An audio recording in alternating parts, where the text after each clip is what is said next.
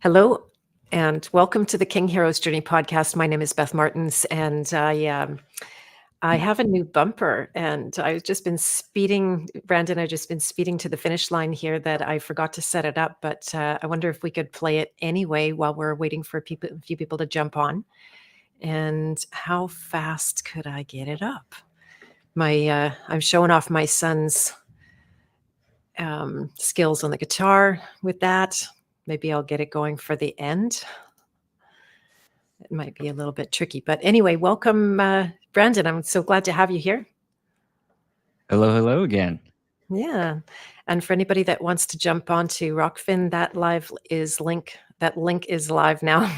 I gotta slow down a little bit here, and we are also live on Rumble and X and Vigilante TV, the Anarchapulco guys, Fakebook, and my new YouTube channel. So if you haven't subscribed to those, please do feel free to do that.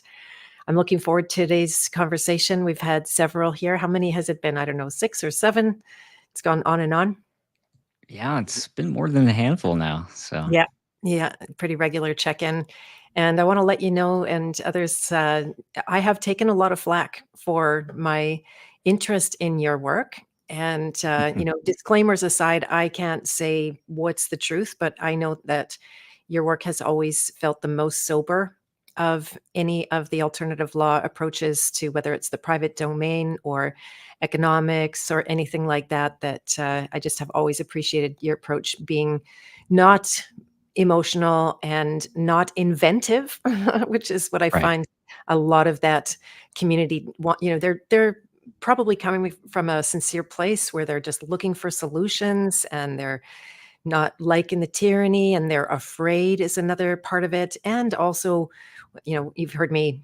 If people haven't heard me talk about controlled op, there's a whole lot of ways that they take you sideways in this world. Can be for the purposes of sheer grifting where they see money making opportunities, and it can be there's some innocence or just following trends that seem good and sound right. There's so many things I learned in the law world that sounded right, but were really not based in any fact whatsoever. And Jen Pepler agrees to that. Hello, Anne McLeod. Nice to see you. Welcome to the stream. So great Well, to the have you. biggest thing for me is people don't look into the things the gurus say themselves, right? It's great to hear it, but no one actually reads the cases they present. Because if you actually do the work and do that, you'd actually see, like I've done, it says the opposite of what the guru's saying. So, yeah, it's really not my work. It's just the stuff I cover is just uncovering well documented facts. Right, and that's exactly what we need at this stage of the game is the facts and not all of the conjecture and the guessing and the weird things that people just make up. So, hello, Dana. Nice to see you. And Jose is here. Fantastic. Great. Welcome, everybody. So, we're going to learn about the economics right now to this moment. It's been an incredibly interesting week with things falling apart. But first, or at least by some people's estimations and perceptions. But first, I'd love you to introduce yourself and just let people know that don't already know about your work, what you do, and where they can find you. Sure. Well, let's go back to really the beginning. I started on this journey a long time ago. I know I look young, but back in my early 20s, I started going down the entrepreneur route.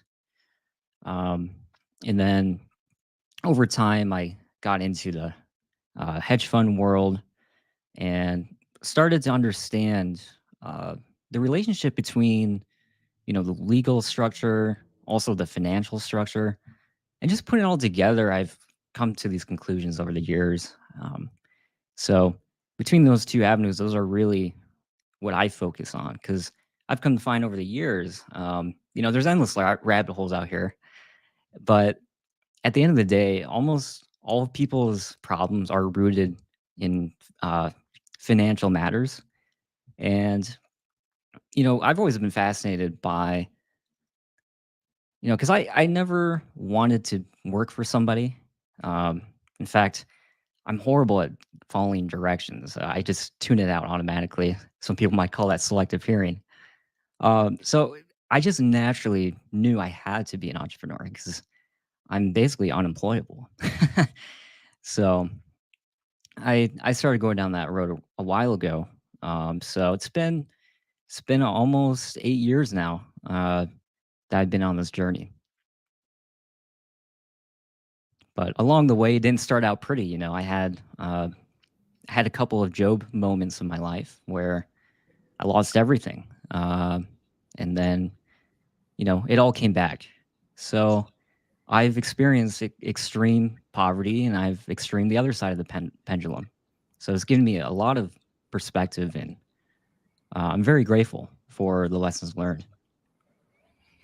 That's awesome. Yeah, it is actually such a, they'll say, character builder when it comes to losses and being humbled in the financial world, especially. That is, we live in a slave culture. You and Clint Richardson really bring it home how we are indentured slaves.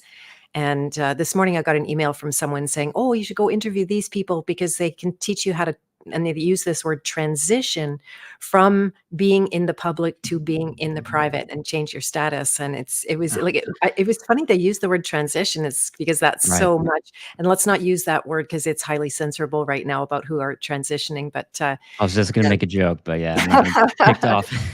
It is one of those, yeah, yeah, it is like it's an instant on a number of platforms I'm hearing right now. So it's Well, the very funny good. thing is, there is no such thing as a status. Um, I do have a video I just recently published. It's only available on my Telegram. I covered all of the alt law topics and completely debunked all of them. And the status change was one of them. It's very clear you cannot change your citizenship while being on shore. You would have to go out of the country into a consulate's office and get a new citizenship before you disavow the U.S. one.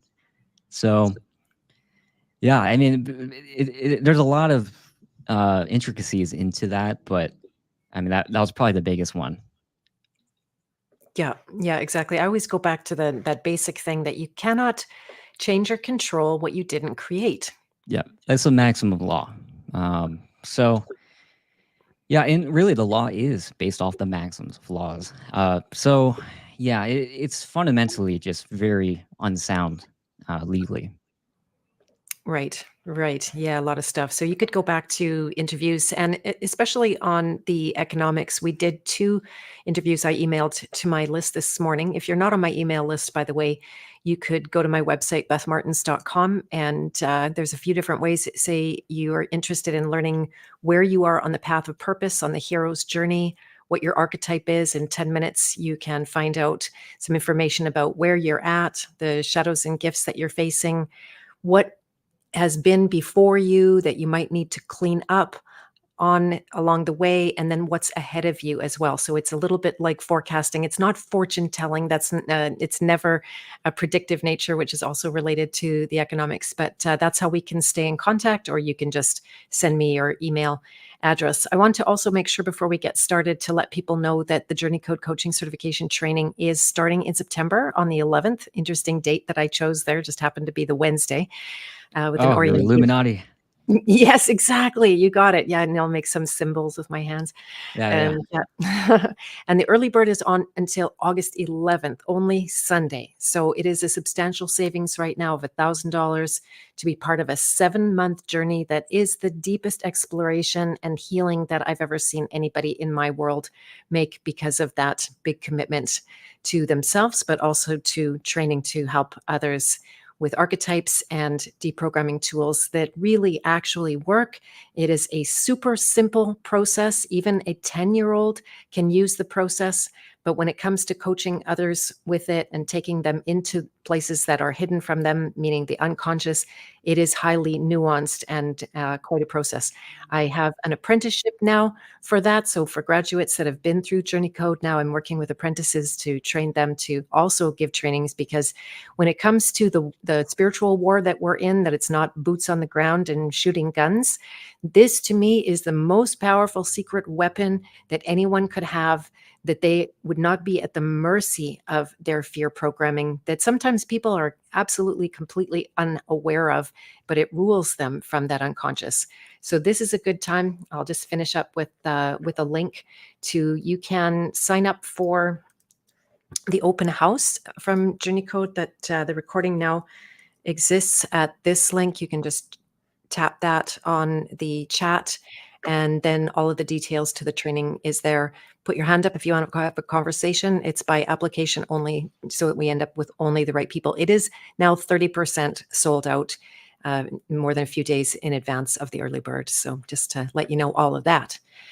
And so we'll head on now to talk about the economics of the day, which have been super interesting. I've been listening to people in the economic world talk about the doom that is about to happen. They always say, like, it's any second, or it's this week, or it's next week. I had somebody a few years ago, like, oh, go and spend all your money right now because it'll be worth nothing in a few days. And so I got a Yeah. tiny home and a truck, and I sort of regret those knee-jerk decisions, although there's really good things that came of it as well. And I got a decent bug out place if Well, it comes to it. think about this though. Yeah, If you would instead invested that money and really yourself, um, you could have bought, multiple of those things instead of just one tiny home or one. So just, a little bit of perspective for people. But yeah, I mean, they've been sounding the alarms for as long as I've been on the internet, really. And, once you repeat something over and over for, over a decade, eventually you'll be right once in a while. true story. Yeah, yeah. And I think it's you that coined the term doom porn, and it's really hard on our nervous systems. I know that Mhm. actually the busier I get, the happier I get in some ways, because I don't have time for all of that. And I was considering listening to something before I went to bed last night, and I'm like, no, that's not going to promote good sleep, even if there is some truth in there or not, or it's going to make me try to sift through it. And I'm all about creating. And that is one of the things that having good finances tends to assist you with. That if you don't have that, then you don't have a lot of power to create. Not to say you can't create in that context, but it's more fun when you're not worried about your basic needs. Right. And, I almost wish the crash happens. I think a lot of the doomers do too, because then they can finally be right. But I get excited about the idea because my way my portfolio is set up, I would actually make a lot of money. Right, right. And so do you want to start by talking about what's been happening this week? Some of them are outright calling it the economic Mhm. crash is happening right now as How we speak. Everything's that going down except yeah. military weapons companies, or those Oh, investments in war. well, look, it's more complex than just simplifying it by calling it a economic collapse happening, and everyone's freaking out because of this past Monday. When really I warned people about a month ago. I was seeing signs. I waited for a while because I was seeing it for a few months, but I need to see trends and confirmation in the trend before I just talk about it in a video. So yeah, everyone's freaking out again. They're sounding the alarms about the economy, and you said you follow the uh, economy world, whatever. I can't remember what you called it, but now anyone online can call themselves an economist. The only standard for people uh, is to see a thumbnail like on a YouTube video with flames on it and some scary headline, instead of tracking the performance of the talking head. Now, there's a quote about economists I want to read before we get started.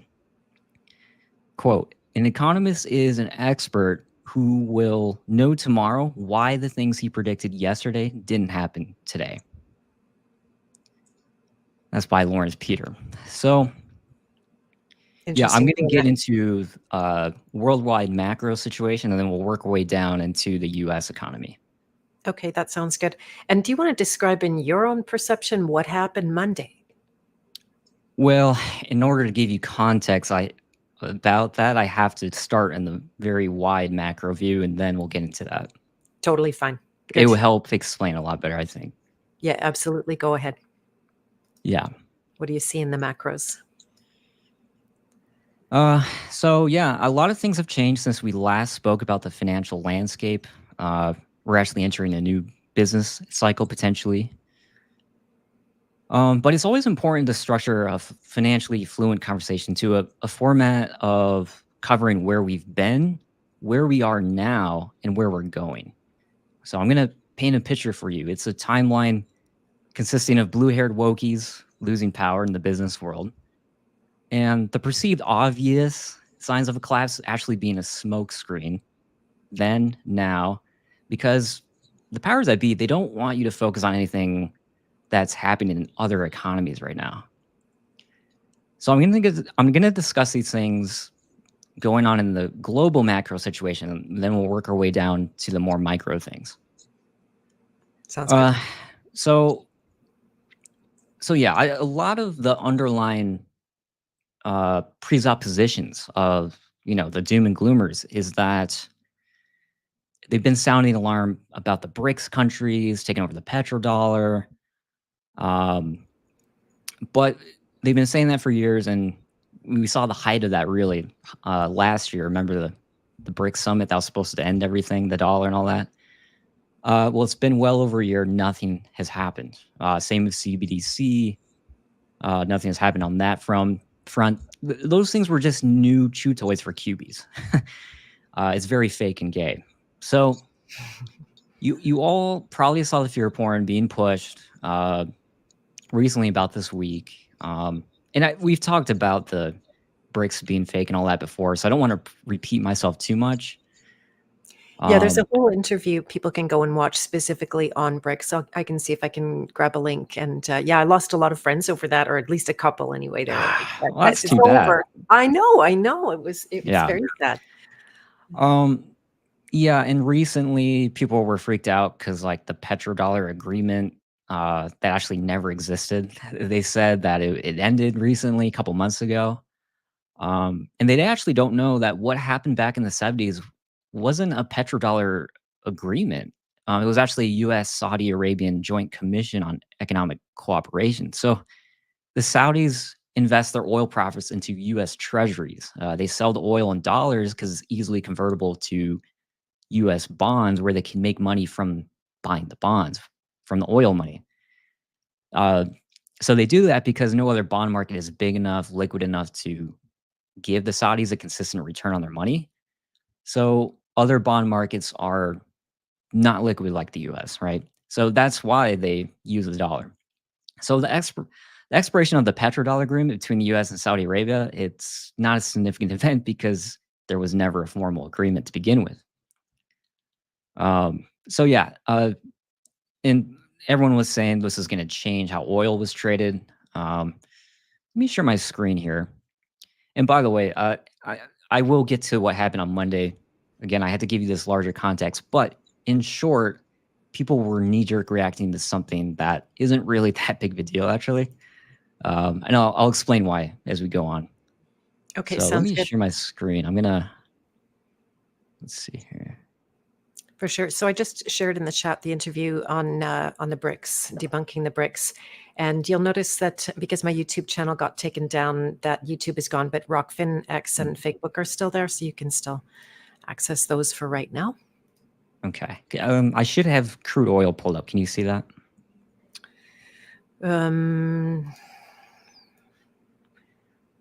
Yep, you got it. Okay. Yeah. So let's see. So this was around when the petrodollar agreement fear porn was floating around. Now, if it was actually true, you would actually see oil markets fluctuating quite dramatically. But as we can see here, it's pretty flat actually. So yeah, I mean, I made a video recently about this whole thing. Anyways, let's move on. So yeah, what we're seeing in the world right now is not decay, really in the US as of large, in the macroeconomic landscape. It's actually China that's leading the pack in that. Um, And Russia, I'll briefly mention that, but Russia is actually insignificant in the world economy. Size of the economy is very small. China, Europe, and U.S. Those are the biggest economies. So we got to work our way down from those. So let me share something else. Okay, here we go. So yeah, there's a housing crisis going on in China right now, and the news is not talking about Oh, I got a little glitch. it at all. So they slumped to the most in 9 years. Oh, can you hear me? Yeah, we're having a little bit of connection trouble. If you want to just repeat what you said Oh, about China yeah. What was residential. the last thing you heard?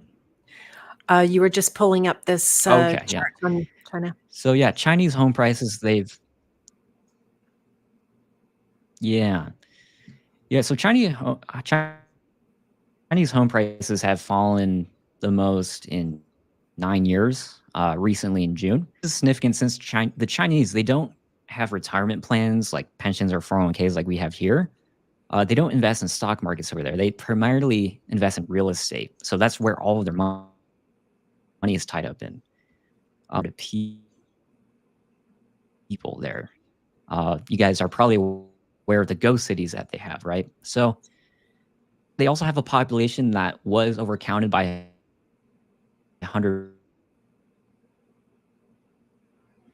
Oh, darn it. He's saying good stuff. million size. So you have a housing crisis. Is Yeah, it still glitching? it's still glitching. Yeah, I would hate to lose your visual, but sometimes just turning off your camera can save bandwidth on your side, if that's the issue.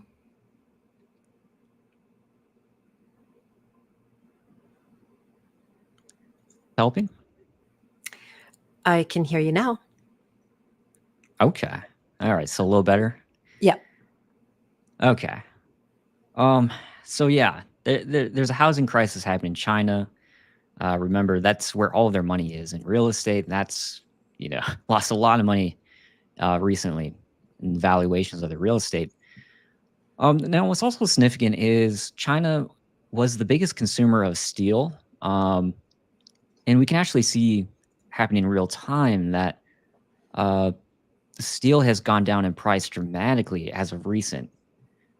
That is because China now they were sitting on way too much steel. Um, they were using that to build, and so now because they're having their housing crisis, their building crisis, we can see that commodity activity in China is down about 10% year over year so far. So the steel future sank. That's what I got pulled up here. It hasn't been this low since 2016, and yeah, it's because Chinese home prices they slumped the most in 9 years, and it's not looking good for future construction activity. And it's increasing the likelihood actually of China's debt-ridden property developers to liquidate. Now, Right. I was mentioning on one of our past shows that the U.S. economy was actually trying to exit the globalization model. That economic model is really coming to an end, and they're working on onshore manufacturing more. And what I have pulled up here is the United States exports that has gone up quite a bit, way higher than what we've seen in recent years, actually. And what kind of exports would that be that's going up right now, do you think? Goods and services. Goods and services. Okay. Yeah, good to know. Mm-hmm. Yeah. And so and you consider that to be a good sign that Yeah. their So, exports are growing? Yeah. Oh, we have such a lag. One other option, Brendan, maybe would reset the system if you jump off StreamYard and jump on again. Sometimes that is can clear the deck if you wanted to try and not struggle with the delay. yeah, sure. Let me hop off and I'll come back back in. Okay, great. And I'll talk about the workshop tomorrow. All right. So one of the things I wanted to make sure while Brandon is rebooting his StreamYard there is to let you know that Brandon is coming in the House of Free Will, my private domain association, tomorrow at noon, giving a 2-hour workshop on not related to the economics, but related to trusts and how families and people get trapped by their creation of a will and why that is a very bad idea. And I know firsthand since my mom had passed away and we went through 2.5 going on 3 years of probate and the rape and pillage of my mom's estate and how a trust can completely mitigate that. So Brandon is back and let's see how this is going to work now. How does it sound? Well, it sounds good. Sounds good. How's my end? Looks good. No delay that I can tell. So yeah, I'm glad. That's great. Oh, Very good, good. good. Yeah, we'll carry on, and I'll just quickly share a link since I talked about it to the workshop tomorrow. If anybody would like to be part of that, they do need to join the House of Free Will first. So here's all of the information where you can also see Brendan's various links that are in the show notes here as well. And this link here has a application to the House of Free Will. It's a 2-part process, just so you know. There's the application, and then we send you the agreement. So if you want to take part tomorrow to this in this workshop that is actually free to members, then you need to probably sign up today to take part in that, or you could catch the recording down the line. But since it takes a little bit of turnaround time, you want to get on that right away. And Dana's looking forward to the workshop. I noticed you're signed up. That's awesome. Good. So here is the link, and then we'll jump back into this stream where you were at. Brandon. Yeah, so on our earlier shows together, Beth, I was mentioning the globalization model was starting to change to more domestic focused, especially for America. And even the Europeans are starting to see that they need to start being less dependent on China for trade. So the US has been ahead of everyone else in this domestic focus amongst the Western countries. So the trend of cutting out China out of trade, it started with Trump and his tariffs. Now, interestingly enough, Biden hasn't lifted any of those in these past few years. In fact, the US has actually imposed more tariffs on China recently. So now there's new tariffs on Chinese electric vehicles, commodities like steel, aluminum, lithium, semiconductors, green energy products. So this is really dampening China. China's economy is very dependent on exports. So with the US being the world's biggest consumer and China's biggest consumer, this is going to further damage China the more this trend continues. So uh, the US is slowly becoming more of an exporter. So let me share my screen again. For sure.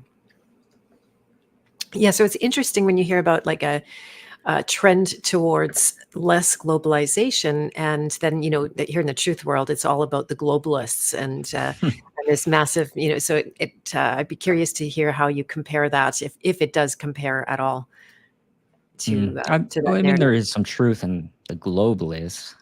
Realize the bloodline families, they are just international to begin with. But however, you should view all countries as kind of like the states in the United States, where each country is in its own nation state. However, it's all part of this global framework that we're in.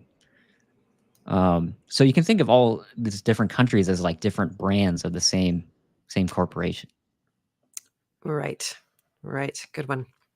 However, though, uh, with that said, doesn't mean that countries aren't going to move in their best interests, because there's a lot of competing factions here. Right? It's not just one. It's just not a two-sided thing like a lot of the truthers like to paint it out to be. Right. Um, Yeah, and that was some of your reasoning behind BRICS, that they just simply wouldn't. There's many reasons why it's not to their advantage to enter into a relationship like that. No, and the BRICS countries, interestingly enough, a lot of people are all excited about Argentina entering into BRICS. They actually declined membership, and Okay, so you look at BRICS, it's like, all right, so all these countries, what do they actually do? All they do is just meet once a year. That's it. There isn't any formal uh, organization like United States, G20. It's very unofficial actually, and a lot of those countries in it are they actually hate each other. India, China, very big beef there. Russia and some of the Middle Eastern countries, very big beef there as well. So in the last big BRICS summit, they actually were bickering at each other. Got it. so Yeah. So yeah, what I'm showing here is that the U.S. is slowly becoming more of an exporter. We're starting to see the rise of that, and as the years continue, this trend is gonna keep looking this way. So yeah, I mean, just month over month, exports are up 1.5%. So that's the second highest on record, by the way. The highest being in this past February. Well, there you go. While China does this. It's going the other direction for them. Now let me share China's. Let's see here.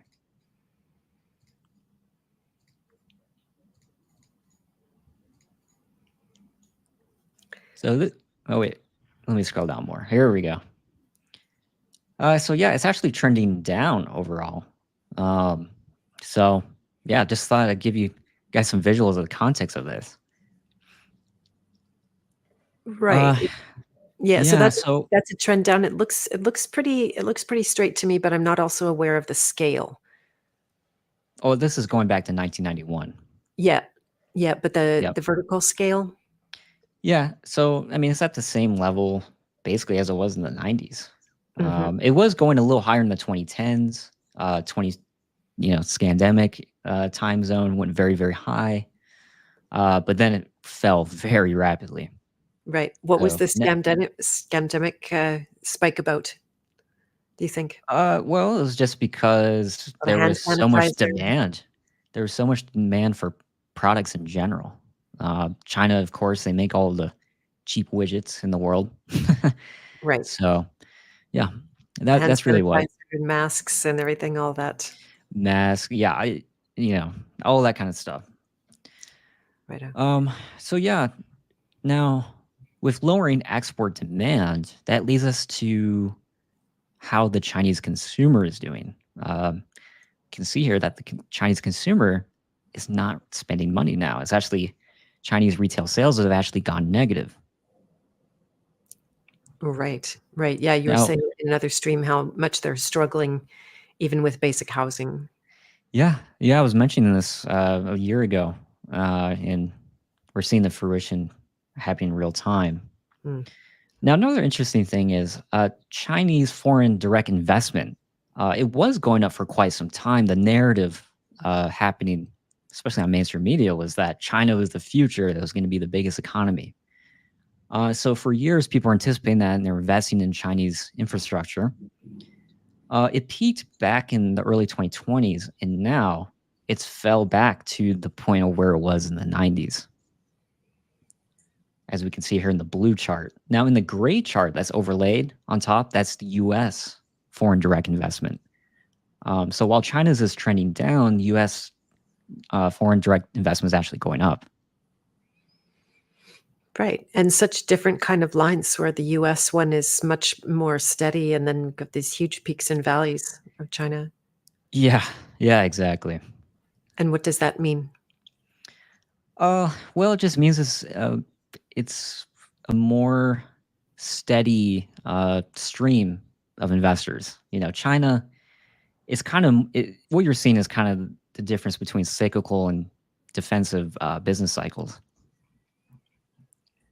So overall, yeah, it's quite interesting. So yeah, now to go back to Monday, everyone was freaking out, not just because of the U.S., but there was something going on in Japan that a lot of people missed. Oh, do you want me to put Um, yeah, so Japan raised interest rates for the first time in almost a decade this year. For a while, Japan's interest rates were actually below zero, mm, um, as you can see here. And then recently, it shot up. So, with interest rates being so low in Japan, institutions were taking advantage of the arbitrage uh, of their home company or home country being in a high interest rate environment like we are in the US. So, they borrowed money in Japanese yen, paying virtually nothing for an interest rate, and then investing into US bonds that yielded a return. So, they would make money from that spread. But all of a sudden, the Japanese government decided to raise interest rates, so that really blew up a lot of institutions. Um, so this was that trade was going well until Japan surprised everyone by this move. And so the institutions doing the spread trade, as described, they were losing a lot of money.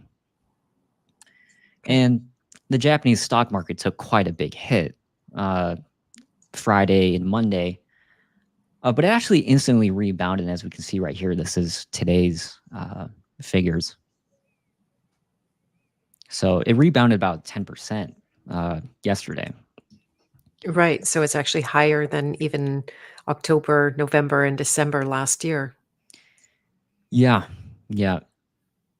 So when people get so bearish, it starts to become exaggerated, and eventually, uh, smart money sees as an opportunity. It's called a ping trade, uh, where they see things are, have gone too far in one direction. And can you unpack that a little bit when people get bearish? Because I hear about bear Mhm. markets, but what's that with people being bearish? Is that really, Yeah, um, bearish means that their overall sentiment, uh, whether we're talking about the market or the economy, is that it's not going to go very well. right? So that means that they withhold investing, they withhold spending. Is that correct? That or they panic sell, or they short the market. Right, right. There you go. And then that's bad for the economy overall, of that fear kind of stuff, right? Yeah, that actually, we'll train. I hate to use that word, but Okay. we'll get into. There's actually a thing called the fear index. I'm going to show you guys. Okay. That's good. Um, Yeah, so a lot of people saw this, they freaked out, and they tried to use this event as an explanation to why US stocks recently went down this past Monday. And that leads us to the next part of the story of what's really happening here. So, the US market didn't fall because of this Japanese event, but it's something much more impactful that I've been tracking for months. So, let me share my screen. There we go. It was on our first financial collapse PSYOP interview, Beth, where we were just coming out of an inflationary time, shocks of the early 2020s. We saw the collapse of banks that were related to crypto scams, and everyone back then thought everything was going to collapse. Remember that last year? Mhm. Now, you were being marketed lies to benefit a rich man's game. And so people only see what they focus on, right? And if a population focuses on a perma bear narrative, meaning they think everything's always going to be crashing, that's going to affect the psychology of the economic activity. And how does So, it affect?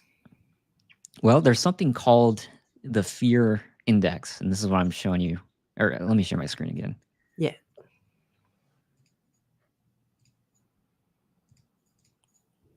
There we go. there you go. I'm gonna use this in my work now, the fear index. So, yeah. Uh, and right now, the fear index recently jumped to the highest level since the scamdemic, as we can see here on the very far right of the screen. And a lot of people expect a crash that is caused by an outside force, right? When we're talking about markets, but it's actually us as a society that's responsible for this. And it's us as a society that stopped supporting small business because it's a smidge more expensive than Walmart, or they stop us from starting families because we think it'll be too tough to do so. And we avoid investing in our community and ourselves because of fear. Now, the next one I'm going to show you is a survey done by the University of Michigan, and they interview over 400 consumers, and this is what came out recently. This is what everyday people are thinking is going to happen to their real income in the next year. And the overall sentiment is they think their income is actually going to go down. So once you see something like this, people start to spend less money. They start to be more conservative in their spending, and their outlook is not very good. So that actually affects the economy as large. Right. Afraid people don't create anything. And Yep, yeah, the real, uh, from my limited perspective, the real bread and butter of our economics is based on the creation of value and putting new value into the market. absolutely. Yeah, and that's just good business to provide value, right? Right. Exactly. Yeah, that's how we serve each other on the hero's journey. And Yeah. yeah. So now I was also hinting on our past shows that we'd see a bull market in the U.S. stock market. That was back in spring last year on your show, Mhm. and we did proceed to enter one. And since then, U.S. stocks continue to make frequent all-time highs. And so, yeah, I can tap myself on the shoulder for being right. That's great. But what do I see coming ahead now amidst all this fear that I was showing you on the index? Well, those that follow my channel might have seen I published a video about a month ago about everyone getting all excited about the markets making all new time highs. So while everyone was finally getting fear of missing out from not participating in the markets out of fear, in the past few months, what is called dumb money. It's not to insult anybody. It's just what uh, uh, people in the hedge fund world call everyday investors that are not institutional traders. Uh, Dumb Yep. money was piling into mainly tech stocks because of the AI hype. Hmm. So this is another chart from the University of Michigan survey. They're asking, how do people feel about the stock market um, into the next year? And it was down for a while we were in the bear market, but then recently it's gone dramatically up this year. So I always relate this to a story. It's like when you go into an Uber and you hear your Uber driver talking about how great the stock market is, it's almost a sign that it's too late. For sure. Um, so yeah, I was hinting at a rebalancing in the markets about a month ago on that video, and the probability of an economic downturn in 2025 was going higher based on things I was seeing. Um, so e- so even though, uh, as you can see here, dumb money just got around to investing again. They bought big tech stocks because of online outlets focusing only on big tech, like Apple, Nvidia, uh, all that kind of stuff. Not realizing everyone was piling into the same exaggerated trade, like normies, right? So they were reacting to news chatter instead of thinking for themselves. And when dumb money thinks it's a good idea to come in, it's usually too late. Right. And then isn't the principle that you don't want to be interested in a market that's already bullish. You want to be interested in the bearish market because that's where everything has room to grow? Or is that not? No, Yeah. that's too black and white, I would say. That's yeah, no, you want to, at least when you're trading, um, you want to trade, names that are doing good, and then you want to find companies that are doing bad, take both sides of the trade. Now, if you're a long-term investor, you just should always be buying. Um, Anyways, I think we've talked about that before. For sure. And you have something coming up as well. I can share a link to a new trading coaching course. Yeah, so I used to sell a trading course back in the past few years, but now I rolled out a new program where it's a private group. It's called the Trading Business Builders. So it's not a long, boring course of like 50 course modules you go through by yourself and probably don't finish like most people do with online courses. What's different about this is that it's a group, and we're learning together on group calls um, with my own mentoring. And so it's been really fun. I actually just started a few weeks ago. So we already got my first group in there. It's been fun. So it's an 8-week boot camp where you're going to learn the smart money system in a matter of 8 weeks. Very nice. And then after that, it's just off to the races with your trading portfolio. So right now we're in the learning stage, but eventually we'll be in the implementation stage, which is the most important part to have mentoring in. So yeah, it's a course coaching hybrid. Very nice. And that's in the show notes below as well. Yeah. Yeah, so I'll talk about that a little bit later. But yeah, it was funny because my students, I hate to call them students, let's just say my trading friends, we were actually seeing the stock market was going to drop well before it happened on Monday.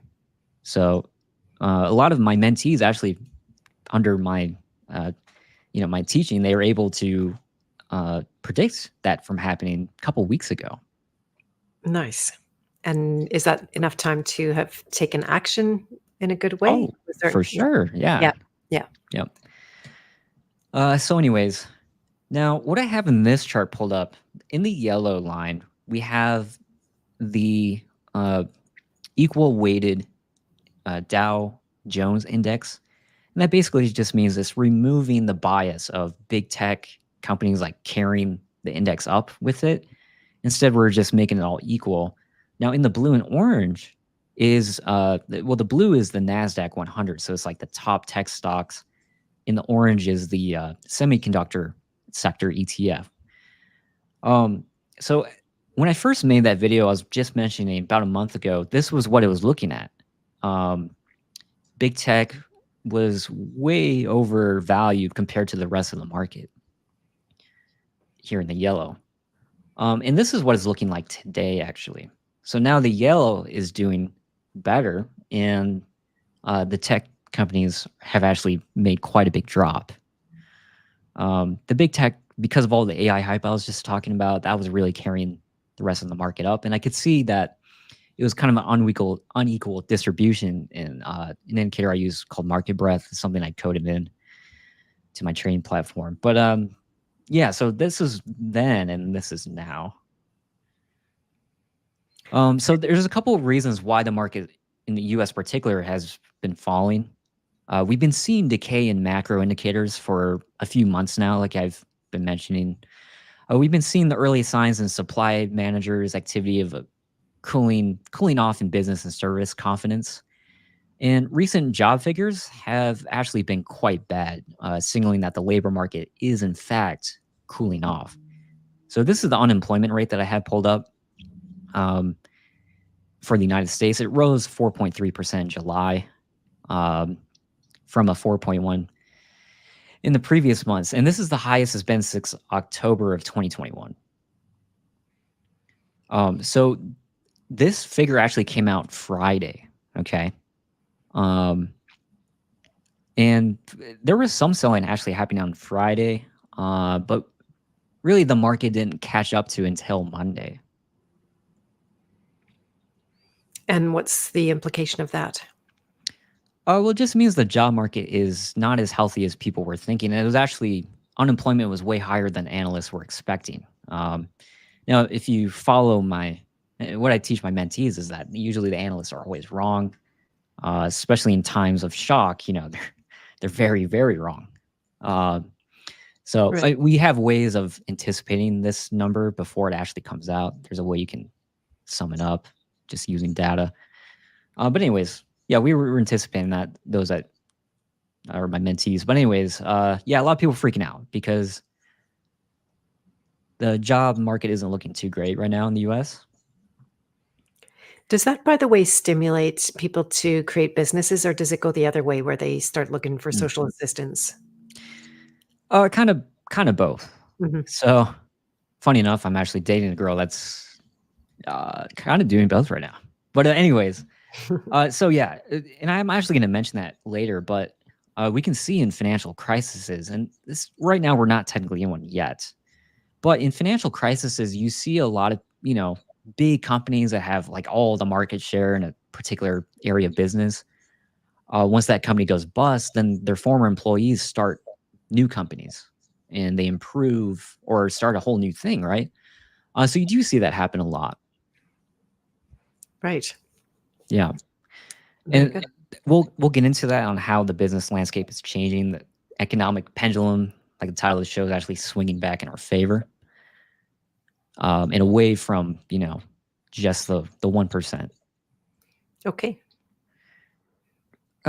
Now, I want to give you some perspective. However, everyone's saying the market's crashing. You actually need more than a 10% drop in a stock market index to constitute an actual crash.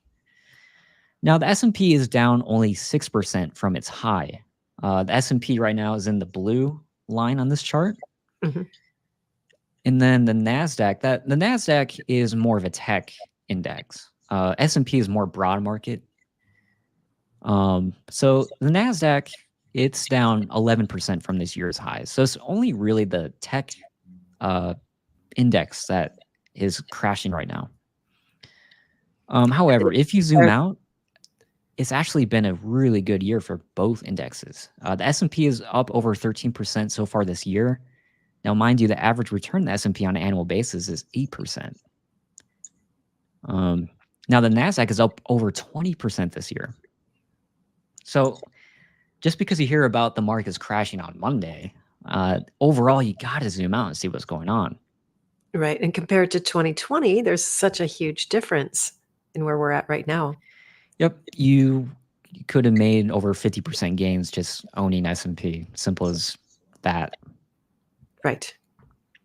But yeah, so now often the things that I mentioned, people reacting late to the economic signs I was seeing, job figures, these things take months for dumb money to catch up on of what's going on until the news starts to talk about it. So a lot of people react instead of being prepared and knowing how to read these tea leaves that we can see. So the ultimate question everyone's asking is the U.S. going to hit a recession? Well, remember, a recession is 2 consecutive quarters of negative real GDP growth. In the last GDP print that came out, it was actually higher than people were expecting. So I do anticipate real GDP growth on the next print. It only comes out quarterly, so we only see this. It's kind of a lagging indicator because it comes out every 3 months, and it's kind of lagging. So it's 3 months lagging, right? So we would have to see at least 1 quarter of negative real GDP growth. We haven't even seen that yet. So we got to hold our horses before we start saying indefinitely that is recession. Right. Right. However, Good to based on what know. we've seen, and really our whole job as traders is to anticipate what GDP is going to be ahead of time before it comes out. I do anticipate the next print to be not so great. It will definitely be lower than 2.8% what we saw last time. Right. Right. Yeah. So it's going down, but it's not qualifying for a recession yet. Well, it's not going down yet because GDP data, it's 3 months behind always. So we'll have to see. We'll have to wait until the Q3 results come out. Okay. Got it. Yeah. Yeah. However, based on the indicators that we follow, it is, I could, have some certainty that we will see a lower growth than 2.8% we saw last time. Now, mind you, the average GDP growth rate in the US is 3%. So it's not like we're that far off. Yeah, so again, people react though, and when GDP figures will come out for Q3, people react to that. I'm sure, good or bad. But actually, people don't know that the S&P 500 is used by smart money as like a proxy of where they think GDP is going ahead of time. So the S&P is almost a leading indicator of itself of where smart money thinks GDP is going. So that's the reason S&P has been falling from its highs recently. And so people react to things when it's already been priced into the market months ahead of time. Right. And that is just like a fear move, right? Well, I mean, what we saw on Monday was, but it's not like smart money has fear over this. It's just, they have a view. They have a view, So if right? they have the view GDP is going to go lower, they're not going to be so bullish on S&P. Got it. So that's what we've been seeing in the past month. Now, the risk is certainly there for a recession. Right now, I gauge it at a 25% chance so far, but actually, we could be bottoming here. Bottom troughing is what they call it. We'll have to see, because I'm seeing a slight improvement in some of the leading indicators I'm tracking. So we'll have to see if this continues. Yeah, it should be interesting. I'll be talking about it as we go on. Now, using a smart money framework, my trading portfolio is going to benefit whether it happens or not. Okay, because I'm directionally agnostic, being both long and short in the market. Now, I always recommend people to hedge out their investments with derivatives. So if a fall does happen, like a recession or a black swan, like what we've seen in the past few years, you'll be prepared and you'll make up for the losses incurred with hedge plays. It doesn't, the way we use it, you only spend 2 to 5% of the investment's value to completely hedge the downside risk out. It's like fire insurance. So everyone freaked out this past Monday. They were late to the party. Smart money has been seeing this coming for a few months. So I was telling people, based on the signs I was seeing in the macro a month ago, that there would be a rebalancing happening in the market. Smart money was actually pulling out of big tech, and the market was turned into more of a stock pickers market. Money was being distributed more to other sectors. Now, the Magnificent Seven companies, that's a moniker for the main big tech companies like Google, NVIDIA, Apple, Facebook, Amazon, Microsoft, Tesla. Those are what's called the Magnificent Seven. They were all what was being talked about on social media, news outlets, financial influencers on YouTube. That's everyone wouldn't stop talking about the last few months. They thought it was just going to go to infinity. Right when everyone was focusing on these companies, that the rug got pulled the last couple of weeks.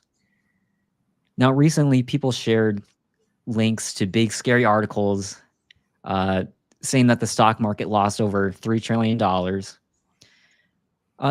Did stocks go down? Yes. But you need context, more than just the results of one day's worth of market returns. So when stocks go down, people like me who have a short portion of their portfolio, they make money on that happening. So the money just doesn't vanish. However, overall, the market and tech stocks are still up significantly if you zoom out like what I showed you earlier.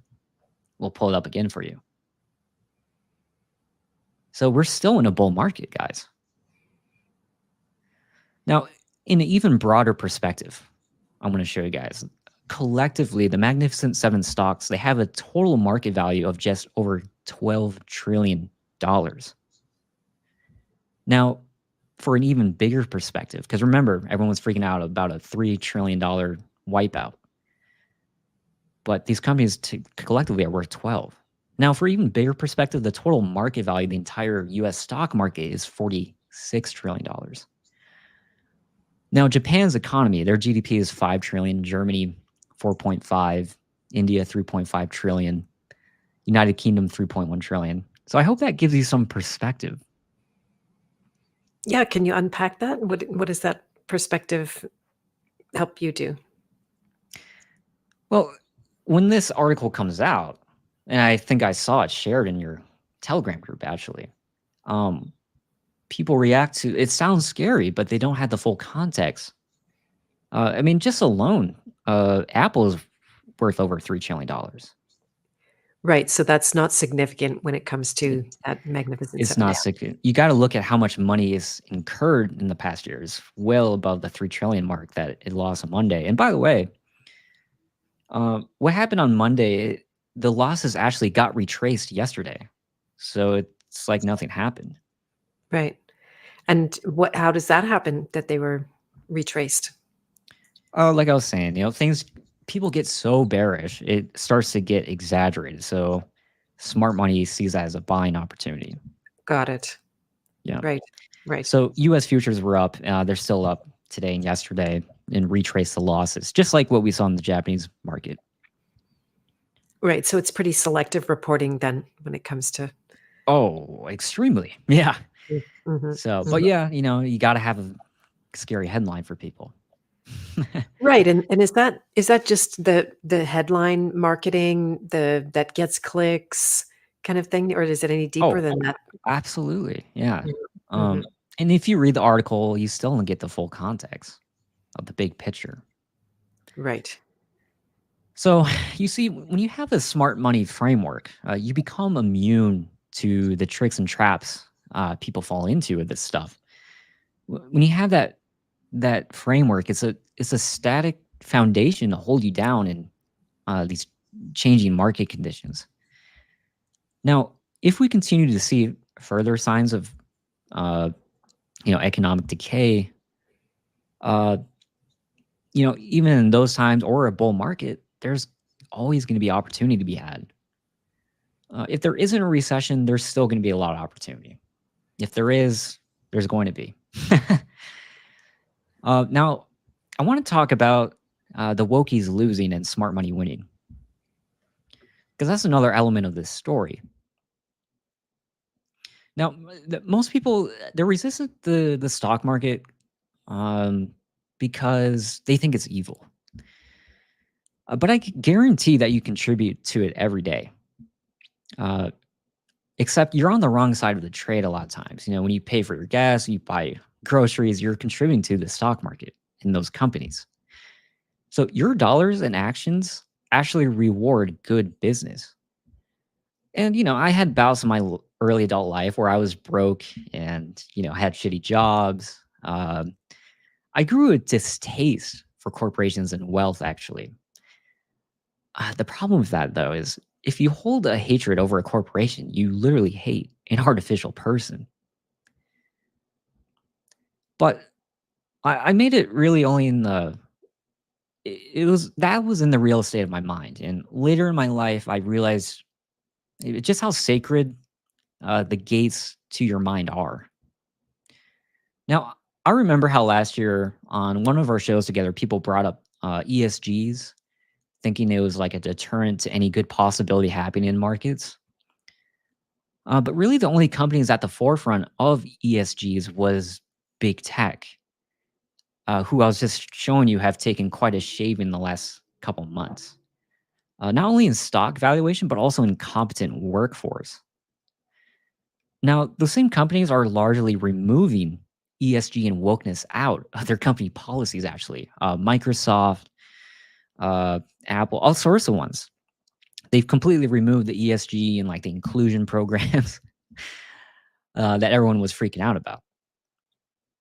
Ultimately, the market's good business. It isn't a thing you can uh, just simplify, such as relating the entire business segment of the economy to all being for one agenda, like ESG and lockstep together. Business, especially public companies, are judged by smart money, and that's based on the bottom line of the company, the overall profitability. So we're seeing public companies being punished by the market for prioritizing being wokies instead of good business managers. And can you define that fully, the woke business being what? That they're pushing the blue hair and the Yep. And transition perfect there? example of that, I got Disney's chart pulled up. But yeah, Disney, yeah, blue hair, feminism in the films, in their marketing, Bud Light, we saw that last year. Yeah. So that's what I mean by that. Yeah. Okay. Yeah. It's just completely disregarding their audience and only catering to like 1% of it, right? That helps. Right. Right, Yeah. exactly. That because they're trying to please the quote unquote controllers, right? And they lose sight of the actual Mm, people that no?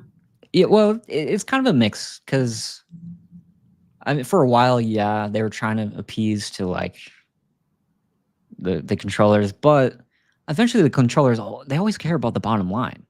Is it more profitable or less profitable? So what we're seeing now is that that it's not a sustainable business model. So what I got pulled up is the Disney stock chart. Okay. Like I have been saying, we've been seeing public monies being punished by the market for prioritizing wokeness. Disney all the way to even Tesla is a perfect example of that right now. Eventually, investors want to see some type of return on their investment, not some dyke Jedi warrior shitting on men or cars that don't even function without a charge every 2 hours. Yeah.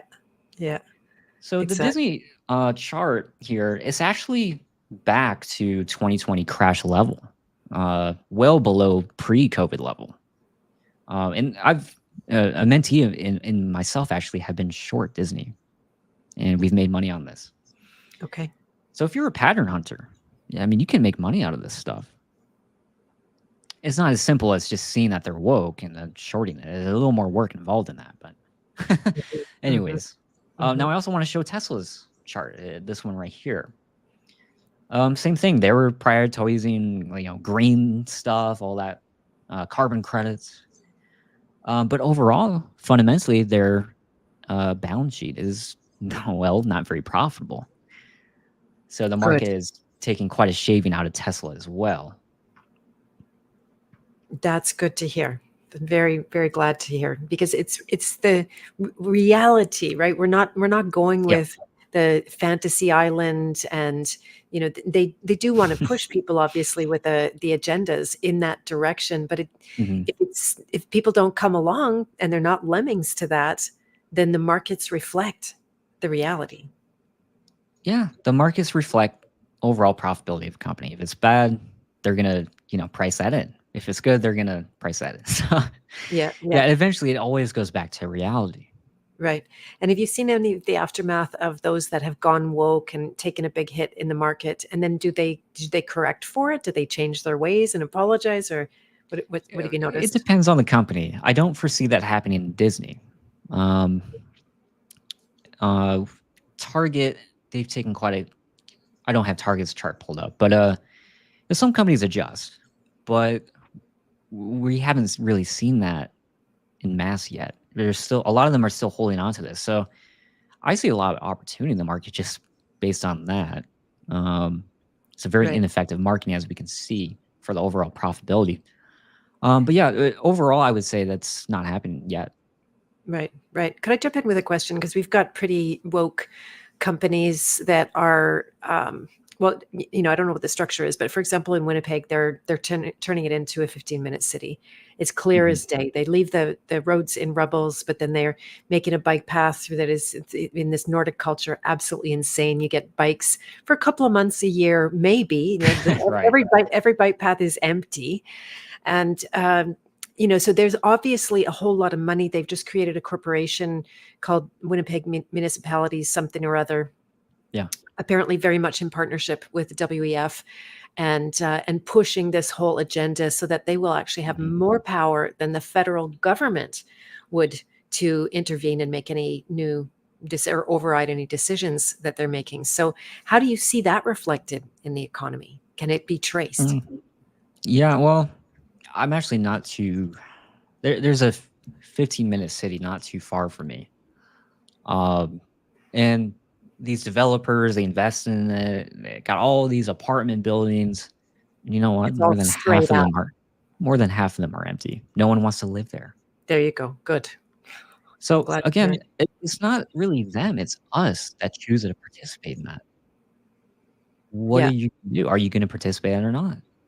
right. So our That's what choices, we have to ask ourselves.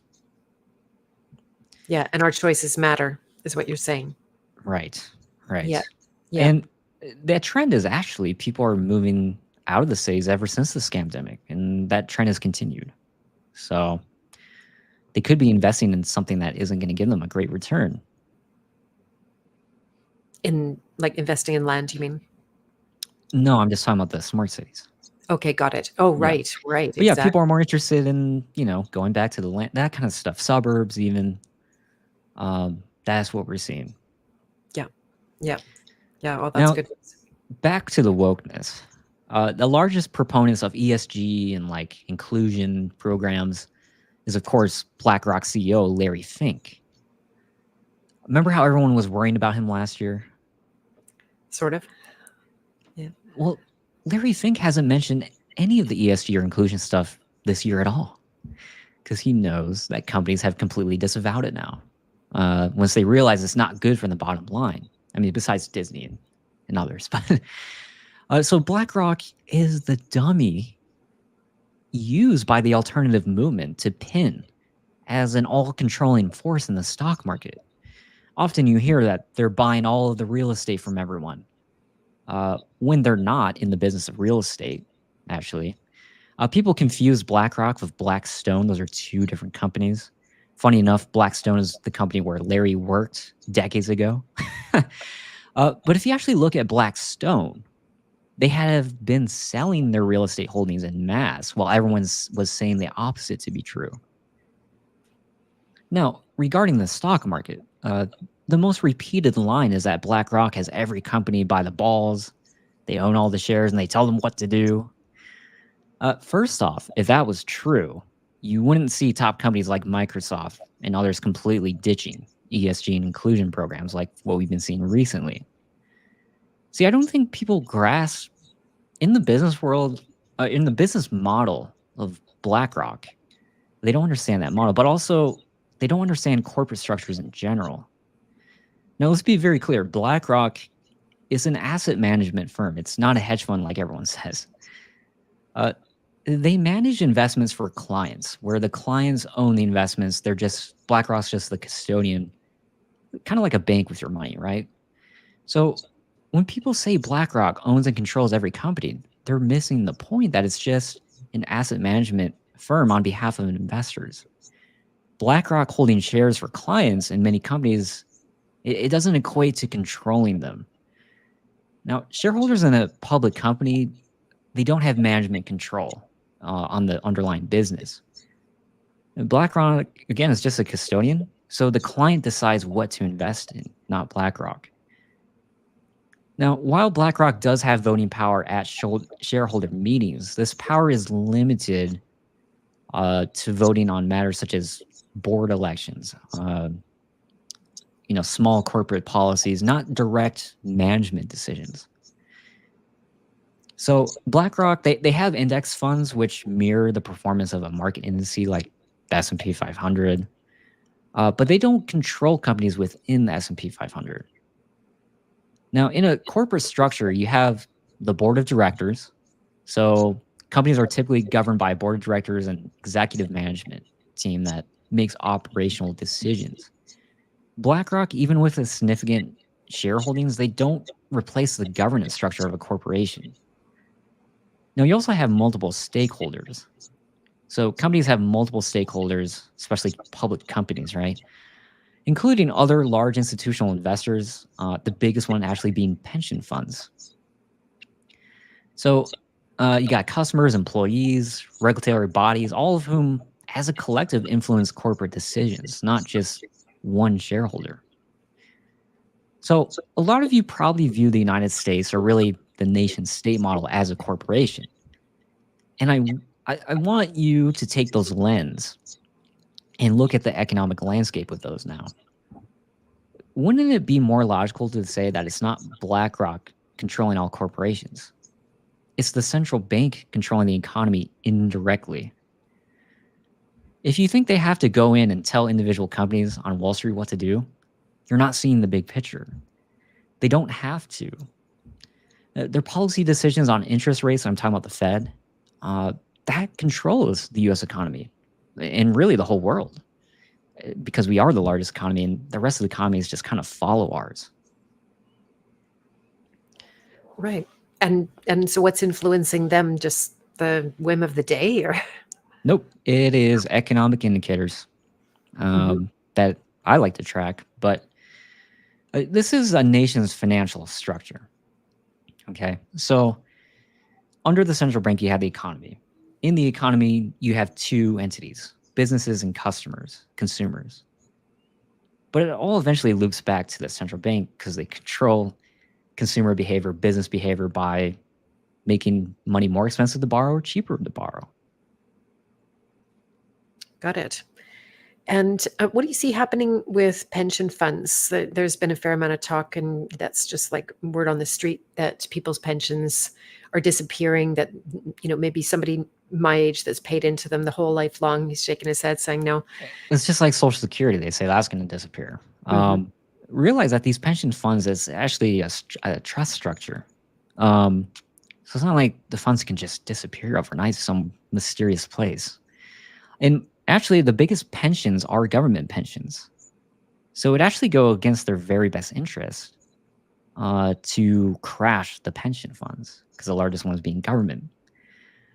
Um, Right. and actually, pensions, the government pensions in particular, it gives them a lot of power because the pension, they own a lot of shares of different companies. Those are often bigger shareholders than BlackRock in companies. So that actually gives them more influence than BlackRock even.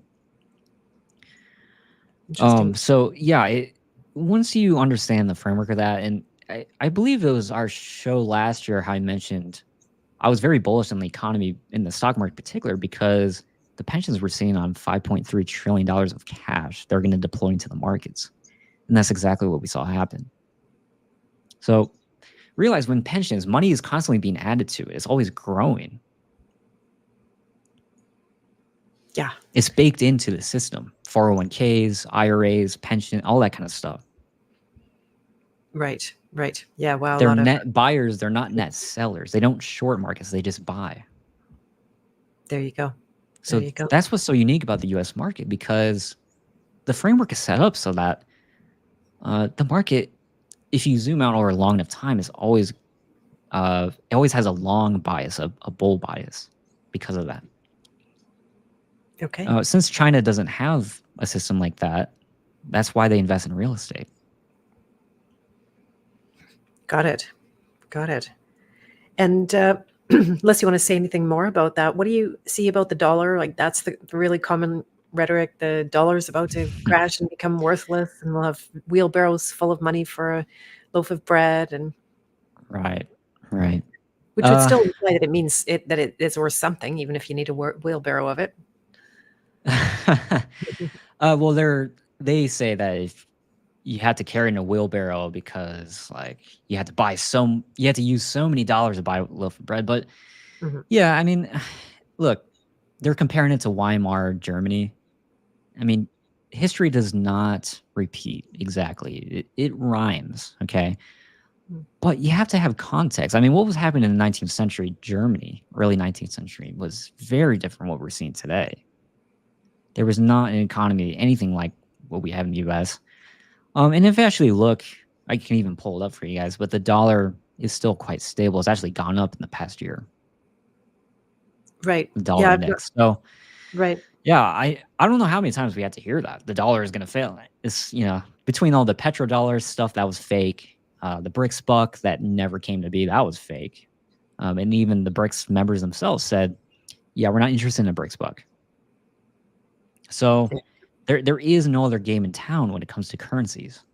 Uh, the Saudis are still using it to sell their oil, and that's not going to change because the dollar is the only liquid enough currency to transact and liquefy every oil transaction around the world. There you go. Yeah, the Canadian to US currency has just been like steady ship as you go. Like Mm-hmm. maybe little blips, but almost always the same. Every time I look at the exchange, it's the same. Yep. Yeah, it's pretty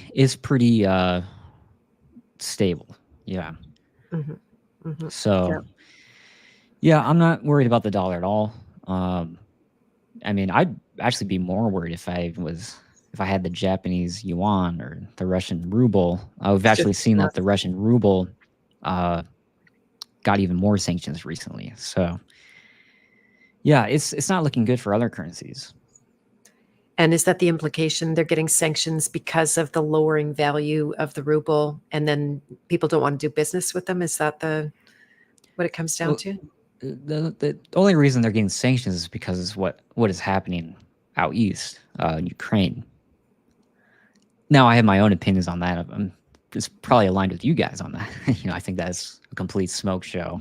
Uh, but you know, uh, as far as the New World Order, They don't like, Russia trying to wage a war in Ukraine, right? So because of that, that's why they had the sanctions, and it's been going on for quite a bit now. Yeah, I don't see that slowing down.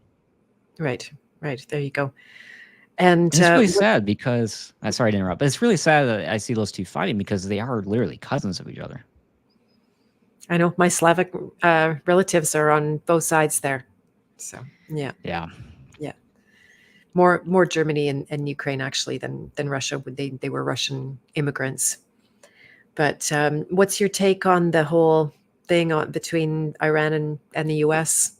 going on right now? And what I heard is that the weapons stocks are just shooting up, and the market's crashing, which you already talked about at length. But what's your he's shaking his head. Look, everyone's sounding the alarms for World War III. Again. That's not going to happen, guys. Look, they don't need boots on the ground anymore. Everything is psychological these days. By the way, the Iran, terrorist organizations, it's just intelligence agencies. That's not even real. It's like a fake shooting. So people are wasting their energy on the wrong stuff. The U.S. Right. has no interest in the Middle East anymore. We've been drawing out more and more. We're going to see that trend continue. Right. And do you ever see bombs dropping on North America or anything like that? No. If you do believe in nukes, then you would assume if that were to happen, there'd be mutually assured destruction, right? They don't need to do that. I don't think people understand the way the nation state model is set up, the international nation state. They're making so much money on the way it's set up. They don't need war anymore. Okay. Yeah, because that's the big narrative that they're using war as a way to stimulate the dying economy. No, that is not how it works, people.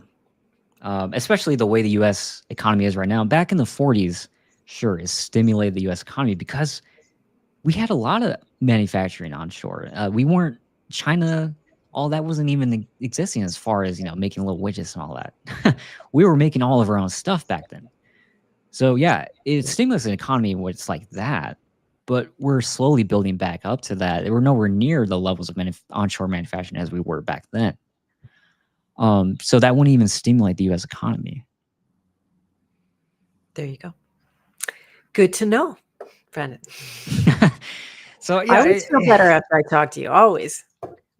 There's just so much context that people are missing, and it's hard for me to just sit back and not talk about it because, this is affecting people's real life and their decisions, their cortisol levels, which is not good.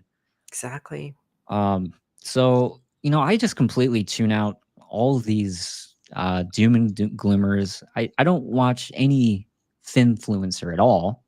I just track the data myself and come to my own conclusions. Mm-hmm. Mm-hmm. I don't have to rely on watching the new thing to worry about every week. Yeah, it gets you off your game, right? Then you're not a Yeah. good creator. Then you're not able to focus, and you don't get a good sleep, and your digestion isn't Yep. good, and all kinds of things. And it doesn't make you any money. Doesn't make you any money, what right? the hell are you going to do with this information? Even if it was true, which it's not, but even if it was, what are you going to do with it? You put your head between your knees and kiss your ass goodbye. I don't know, something like that. What sounds more exciting? Shorting Disney, making money off that based on your fundamental research? Or watching Telegram constantly, just waiting for the next juicy article to drop? Mm-hmm. Mm-hmm. Yeah, it becomes an addiction, right? It is an addiction. And Yeah. I would equate it to a religion for people. Mm-hmm. Mm-hmm. And there's multiple psyops in this space. You have the doom and gloomers, but you also have something that's coming new to more, especially men my age. Not sure if you guys know about the meme stock craze that's been happening the last few years. Please share. Do you do? Okay, cool. So you're on the up and up. No, I said please share so you can. Okay. I've heard of it, but I have no idea what it is. Yeah. Oh, so this is really bad. this is really being targeted for guys my age. But basically, meme stocks. It started back in 2022, 2021 area. Memory's a little fuzzy. Mhm. But back in that day, the company GameStop, they sell video games at a retail store. Yep, Um, they have multiple locations in the US at least. I don't know if they're up in Canada, but they are. okay, they are. Yeah, so that company wasn't doing so well financially because, well, the gaming industry changed where you didn't have to go into a physical store and buy a game anymore. You could just go on your PlayStation or Xbox and just buy it digitally. You didn't have to put the disc in. Yeah. Um, so people would just rather do that, right, than leave their house, spend gas, and go all of that. So that completely killed GameStop's business model that they were relying on. And so slowly over time, GameStop just started losing more and more money. And so smart money, they saw that, and so they started to short GameStop. And if you guys don't know what short means, basically means if you have a view that a stock is going to go down, you can do something called short selling, where let's say the stock is at $50 and I go to short it. Well, if the stock drops to $40, then that $10 gap is actually my profit because I shorted it. So that's essentially what hedge funds were doing with GameStop. And uh, nerds online, Reddit trolls, actually, they found out about this. And so they started like this whole meme stock movement, which I don't even think is organic. I think behind the scenes, it's ran by a hedge fund taking the other side of the trade, actually tricking people into this. That's a whole nother thing. But anyways, they fell for this thing. They got very emotional about it. Like, we're not going to lose GameStop. That's our precious, uh, favorite business. But anyways, so they started to buy the stock in mass. They started to buy call options on GameStop um, to squeeze out the shorts from the hedge fund. So it became a very emotional thing that rather than a logical thing for people. And it turned into a cult following. And people lost so much money trying to do this. The leaders of the movement, there's one called Roaring Kitty. Yeah. His real name is Keith Gill. Whole character. I mean, I mean, it's very strange. I can't express how odd it is. They even refer to themselves as degenerates. People in this movement, the Wall Street or the meme stock movement, they call themselves degenerates because they know deep down they know that it loses money. It's basically gambling. That's what they're doing, throwing money at a company that's shitty, all because they want revenge against the hedge funds, which the hedge funds don't even care about GameStop anymore. Like, they moved on, but these people are still holding on to it. So it was big in 2022 until everyone lost their money. The average account holder in this movement was only $300, and it went away very quickly. Now, recently it resurfaced again, actually. And the timing was very strange. I made a video about this about a month ago. The timing was very strange because the Roaring Kitty guy, the main influencer of this whole thing, he popped up after disappearing for a couple years. He resurfaced. And when he resurfaced, it was actually when the company just reported in their earnings that they lost a lot more money. So it was like a distraction for these people. And it was another wealth grab for powerful players. And unfortunately, guys my age, they fell for it and they lost their money again. And they're still continuing to this day. So yeah, it's really sad. So you got that psyop besides just the doom and gloomers. It's a very strange dichotomy that's going on. There you go. I'm just trying to find your YouTube channel. Oh my goodness! Every time I search you somewhere, I'm not able to find you with the key words, Brennan Ugh. Sterling, safe haven, go and stuff. So if you Well, feel like it, drop me yeah, a link in the private chat here, and I'll put that up. sure. Yeah, I changed the name. I used to have my channel called Safe Haven Portfolio. Mhm. But I just changed it to Brandon Sterling now, the name of the channel. Okay, yeah, put your name in, and it still doesn't. It comes up with my interviews of you on there, but try this one Not more time. surprised. I'm very suppressed, just on the algorithm, but also by people. So Right, right. yeah. Yeah, people don't like good news. I'm repeating myself from another time, but look at that. Yeah, it still doesn't come up. with your name. I'm not surprised. Yeah. Yeah. It's rather unfortunate because, I'm trying to spread a good message and trying Mhm. to help people, but Mhm. you know, that's fine. The algorithm decides to stifle me. I guess that's what it's come down to. Yeah, and it's a little bit of a, what do you call it, affirmation that you're on track. Oh yeah, Alphonse, that's someone that doesn't like me now. He said, "Well, Brandon only has 670 subscribers on you." He didn't even call them subscribers. He called them a user base. Like who refers to subscribers like that? I mean, that's how he views audience. But essentially, he's like, "Oh, he's only got X amount of." And I'm like, what does that have to do with my overall message? That doesn't discredit anything I say. Why don't you bring up the points that I actually talked about? No, no, no. You got to say something else to Right, discredit the messenger, right? So right. yeah, it's funny how people can use that against me. Like I could really care less how many followers I have. Sometimes for me now, it's actually credibility because I'll look at the Yep. numbers and I'll see compare what they're saying to what the numbers are, Yeah. and somehow it's being jigged that they're allowed to, continue to exist like that. They cancel me at 7,500 subscribers, and Yeah. I don't consider what I'm sharing dangerous, but apparently they did. So Right. It was pretty tame, nothing controversial, and yeah, look at what yeah, they did to your channel. So now I right. see, especially in the financial space on YouTube, the top guys are always the fear mongers. They got the flames in the thumbnail, some big scary text and a face of them going like, and it's like recession happening, yeah, something like that Mhm. every week, and they get hundreds of thousands, millions of views. Exactly. No, I was I don't actually glad. cater to that. For one reason, I was glad to have my channel canceled because I was sub to a bunch of those guys, and it would always be in the feed and stuff like that. Now it's like nothing whatsoever. Oh, oh, Yeah. yeah. There you go. But yeah, but I I'm gonna keep doing what I do. It's not gonna stop me. In Mhm. fact, it lights a fire under me. There you go. Well, that's good. Yeah, you're doing work, you're helping people and making a difference. And tomorrow in the House of Free Will, let's remind people that there's a workshop you're going to be giving from noon until 2 p.m. That's Central Time on how to create a trust to replace a will, because a will is a trap. And the lawyers get rich on that, and the accountants get rich on that, and the government gets rich on that. And we had that very painful experience with my mom's passing, just 3 years of total nonsense. My sister like managed and handled it, but she never made sense, and she knew it. Like that, she didn't have a hot clue what they were doing to us. So Yeah. this is a really good system. It's a really simple entry point to. It's not.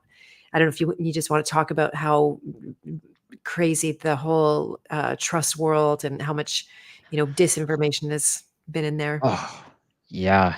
It's so interesting being in the information space because more than ever, I think I might have said this earlier in the show, but more than ever, we're seeing misinformation. And I know that term gets, kind of bastardized, but uh, yeah, it's like endless amounts of content now of misleading people. Hmm. And when it comes to trust, it's not any different. So there's a lot of trust gurus from the outlaw space, but even other areas, they're starting to get into it, spreading the bad trust information. So the biggest thing for people usually is that trusts are used as like a tax shelter. Um, the reality of it is not. It's not like that at all. In fact, I've shown on several of my shows that people who try to, funnel money into trust and not pay tax on it, they eventually get caught. Um, Yeah, but and you were anyways, sharing with me just really quickly. You were sharing with me how people think that around taxes, if 7 years goes by, it's proof that what you're doing worked and was bona fide in their eyes. But you've been yep. hearing about cases they dig up 20 years worth of audit material, correct? Yeah, because the common saying amongst these groups is, well, my method is proven to work because we're past the 7 years of statute of limitations that the IRS has on doing an audit.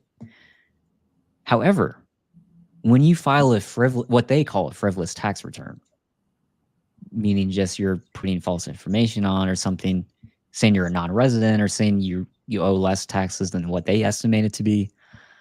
You might not hear from them for a while, but the IRS actually doesn't have a statute of limitations on what they call a frivolous tax return. So they could always go back. And I actually I saw a case where a guy, they went back 20 years on his old tax returns. And yeah, so on a frivolous tax return, the SOL statute of limitations, it just doesn't matter. There you go. Well, maybe that's something we could also ask you a little bit about tomorrow, because there's quite a few different takes on that in the Yeah. alt law world, as you know. Some of Oh, the some of jeez. the approaches are corroborating, which can be a good sign. They're coming from different sources, but not necessarily. Well, what do you mean by that, though? Well, they're coming to the same conclusions. They're using similar Oh, process. In Canada, it's about particular statute. It comes down to a public law thing. Apparently, there's some 80-year-old guy here in Winnipeg I just heard about yesterday that's been doing this his whole entire life, filing his taxes as private. So he's filing. He's not avoiding what? filing, but he's filing as a private income. Your income tax is shown as, pardon me, your income is shown as nil. And then you keep filing, and apparently they think that's fine. And they give you money back. Okay. Yeah, That I'm you- very aware of those strategies. There's a few different flavors of that one. Either you file as like a non-resident alien, or you file as exempt. There's a few different structures, but I've never seen that work out long term for people. Right on. Well, In fact, I've seen multiple instances, even from the gurus themselves, where they get audited, and they don't right. talk about that. You have to kind of dig for that. There you go. So yeah, be very cautious of anyone talking about that, especially if they are filing tax returns like that. Because like I said, they can always go back and call that a frivolous tax return. Now, a lot of people say when we talk about taxes, they always kind of frame it like it's more about how you file or like where you put the money that changes your tax liability. But they're missing the whole point. It's actually it's how the tax liability comes up is where and how the money is being made initially. It's not what you do with it after, whether it's filing or funneling it in some secret account. That's always the underlying pinning of tax court cases. So whether we're talking about art of passing the buck or kale, I've shown multiple court cases where this stuff just doesn't work. Look, if you don't want to pay taxes legally, you read the damn tax code. That's what they use. Why don't you learn it, and you'll actually find out. If you use Right. a tax code, you can pay virtually, the least amount of taxes, if not any, if you know how to utilize it. So that's where I talk about the dual company strategy, where you just max out deductions, and you can do all sorts of accounting magic. But yeah, and all this stuff, when it sounds too good to be true, is because it is. Yeah, to me, it really pisses me off because these gurus, a lot of them know they're full of crap, but they still sell this information to people. And I feel for people because, don't get me wrong, I don't like the tax bias more than anybody else, but I do care about my freedom, right? I don't want to go to tax court. I don't want to have to deal with that garbage, and I never have because I haven't done anything foolish like these people have. Right. Yeah. I don't pay much tax at all. My business still outspends the what would otherwise end up being profit. And Yep. so it's not so much like I don't want to pay. There is part of the vote that, now we kind of got off track, but it's okay. Just the vote of participating in a system that is making really bad choices and harming the people and really not benefiting. Right. So that's part of it, the moral of it, and Sure. also just the, I'll use a real harsh word, the rape of your time and your energy. How you're always having to make a you know some kind of provision, take a day every quarter at least to get all of that stuff organized. And then I have to deal with my accountant that's not very responsive. And, it's just You gotta always, fire them. you got to fire them. I know I've told you that. I've been complaining about that for a while. So I don't, yeah, I'm just waiting It's a for this common little trend. piece. Here in the States, is a common trend for accountants. I would say 90% of them are competent. One of my first mentors was actually a gentleman, very successful entrepreneur. He had his master's in accounting. So I was very blessed to actually learn about this stuff early on, so I didn't, do dumb stuff essentially. But yeah, 90% of them are incompetent. So you have to interview multiple. I do have an accounting vetting cheat sheet that I give people. But if they don't answer the right questions the right way, that's a very big red flag. Especially in Canada, what I notice in accountants is they'll often tell you, you can't do this because I say so, rather than coming from a place of, what do you want as an outcome and how can I help you get there? Right. Right. They're tax preppers most of the time, not tax planners. Mm-hmm. Mm-hmm. Yeah, So exactly. by the time your tax bill comes, it's already too late, or right before the filing date. They're just scrapping. Whereas a good accountant would actually help you plan ahead so you don't pay taxes. Right. Right. Yeah, that's good to know. CRA is a mess right now. Oh my goodness. We have a Yeah. situation going on, and they don't like talk to themselves, and they don't talk to each other, and they don't respond. I've written several letters on one issue, and I just get a form back, and then suddenly they steal $1,000 of my tax return to service something, and then the other party involved, they suddenly like, well, you're not even a Canadian citizen, and they're like, what about the social insurance number? Like Wow. they're just, yeah, they're like out to lunch, Yeah, acting the like, legal system in your country, from what I've seen, is gone completely incompetent. you mean the financial system, like the CRA? Well, the CRA, lawyers, accountants, a lot of them are very, very incompetent. Yeah, yeah, it's a Now, one of standard. my high net worth clients up there in particular, I mean, we had to really hound his team, his accounting law team, legal team. It's like, look, we want this done. Just do it. Right, So you have to right. be really tough with them. Yeah, yeah. No, it's pretty weird in that world of things. I'm so simple, like I don't have a complex Mm. anything to deal with. So it really is just pushing of the numbers around. But Yeah, I mean, yeah. look, especially for an entrepreneur, there are plenty of ways not to pay taxes legally. Hmm. Not the just file in a magic way and you won't have. It's never that easy where you just fill out a form and then it's all said and done. Hmm. Appeal to one statute is in this case. Yeah, yeah. Well, interesting. We shall see in 20 years who's in jail. And Right, yeah, right.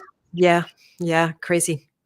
And, Well, yeah. from what I've covered, some of the OG tax protesters, and I don't like calling them that because I get, it is just to be angry at the tax system, but Mhm.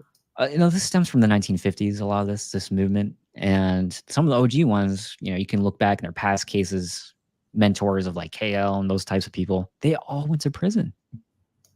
Right, Or they had ongoing legal issues and they paid the IRS, millions of dollars. It's just right, right. you guys got to be very careful and vet the information. Read the cases. Look up, so and so fraud at the end, and you'll see stuff pull up all the time. There you go. Good to know. So I'll share one more time the workshop that is taking place tomorrow at noon Central Time with Brennan Sterling as a guest presenter in the House of Free Will. And you're most welcome as a member too. I should just gift you a membership. That would be great. And so we're going to talk about how you can use a trust to replace a will. And that's going to be super valuable for your successors that come after you and don't need to suffer unnecessarily. So Yeah. super looking forward to that. You do need to apply to be a member, and this link here in the chat and should be in the notes, but I'm going to make sure that it should be in the notes, and we'll make sure that happens. Then you can make that application right there, get all the information, and as soon as you're a member in the two-part process of applying. I'll keep my eyes open for applications in the next 24 hours or less even than before the workshop. And hopefully we can squeak you in on time. If I don't get to it, then you will be able to catch the recording once you become a member, and this will be private. And then I think to close out this stream, I would like to run my bumper that was supposed to be at the front of this stream. So if you guys can forgive me that it says starting soon, it doesn't. I realize now I actually need two videos from my son. One says like ending now or thanks for being here, something like that. But I wanted to show you this. Unless there's anything else that you wanted to share, do you want to do not a recap, but just how people can take you up on things? There's one link here about how to be your own hedge fund. So do you want to just let people know what that is? If you click on this link. Mm-hmm. Yeah, sure. I'll actually show you what it looks like, guys. The private group I just started. Okay, sounds good. Let's see here. So yeah, like I was saying before, I had like a trading course I offered people. But let's be honest. I mean, courses are boring to go through, Not mine. especially when you're responsible for your progress, right? So what I came up with was a course coaching hybrid, and this is what it looks like. In my private group got some people in here. So yeah, it's a community. We meet once a week. You're able to message me, talk to me on video. And right now we're just going through the smart money trading system. So yeah, it's been fun. We're on our third week so far. So yeah, it's fun. I've just been testing this new format, and it's something I've never done before. But I keep getting really good feedback. Like, wow, this is having me learn so much faster compared to like a course. Nice. And we actually have a lot of people that tried trading before. They bought courses from a YouTube guru, not like someone from professional trading world, and so a lot of them lost money over the years. And so I always tell people, look, trading is not a hobby like a lot of people think.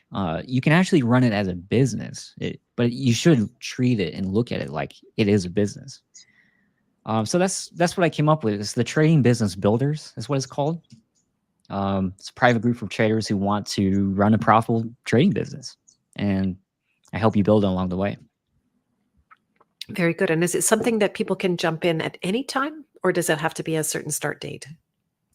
Yeah, so right now, I mean, technically could join, but you would be behind about 3 weeks. So you could catch up, but yeah. So what would be the time you're going to start it again? Well, at the end of this 8 weeks, so we're probably looking at more September. Mm-hmm. And this is where they would sign up, right? The other one was a link to the hedge fund article, correct? Yeah, so this is where they can sign up for the private group. The other link, I came out with something called the Smart Money Glossary. So if you were watching this and you heard me say things you don't know what it means, I actually created that glossary for you guys to help follow along better. That's awesome. Yeah, I should definitely look at that. And so here is also Brendan's website if you want to click on that. And no doubt all those roads lead there as well, or from there. And thank you so much, Brendan, for coming on today. It's been, again, every time I talk to you, I feel better. I feel, and it works with my spidey senses too, because I see a lot of stuff and I go like, no, I just know doesn't. Oh, good. It's Yeah. not. Yeah, over and over and over again. I was like, yeah, that looks suspicious to me. I don't know if I'm black pilled. I think everything's a lie, but. Well, look, I'm not saying there isn't risk in the economy right now. I'm not saying everything's going to be rosy. There is potential for a recession, but again, we need to see more confirmation before we just indefinitely say. I'm not fearful at all. In fact, I am always seeing opportunity, no matter what market we're in. But I want to close out with something. Let's see here. Let me find it. It's a verse. It says, "But even the very hairs of your head are all numbered. Fear not, therefore ye are of more value than many sparrows." Luke 12:7. So, Yes. regardless of how unique of a time you think we're in, there's nothing new under the sun. And, you know, remember 2008 Corona crash, how those didn't end the world? Those were pretty big deals. Mhm. Um, I, Exactly. you're still all here. Okay.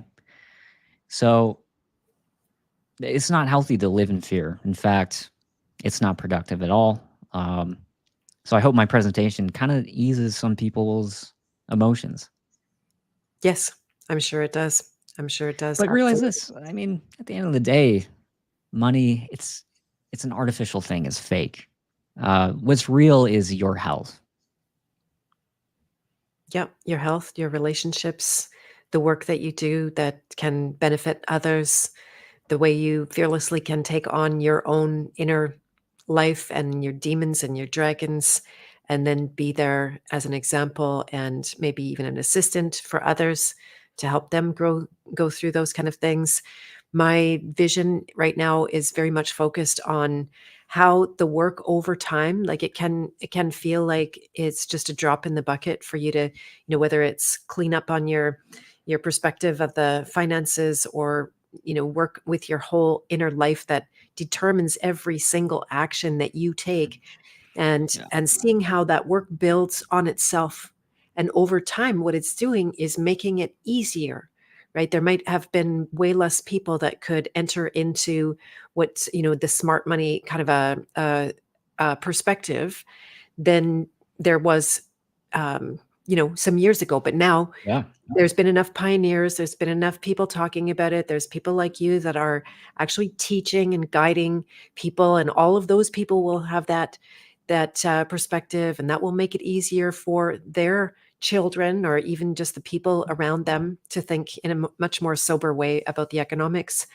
And I feel that exact same way about the deprogramming world, which to me is the heart and soul, because as long as you have programs that tell you to be afraid, you answer to them. They're saying, Yes. "Oh, you don't get to survive if you don't listen to me. I'm the authority here." Right? Yeah. And it's really truly the other way around. Your system Mm, answers to you. This should be kindergarten. I honestly can't wait for the day when my work is completely obsolete because it's too obvious. But right right. now, we're in the trenches, and the people doing this work, it's harder for them than it's going to be, but it's easier than it used to be for people. So Absolutely. this Yeah. is my trajectory moving forward.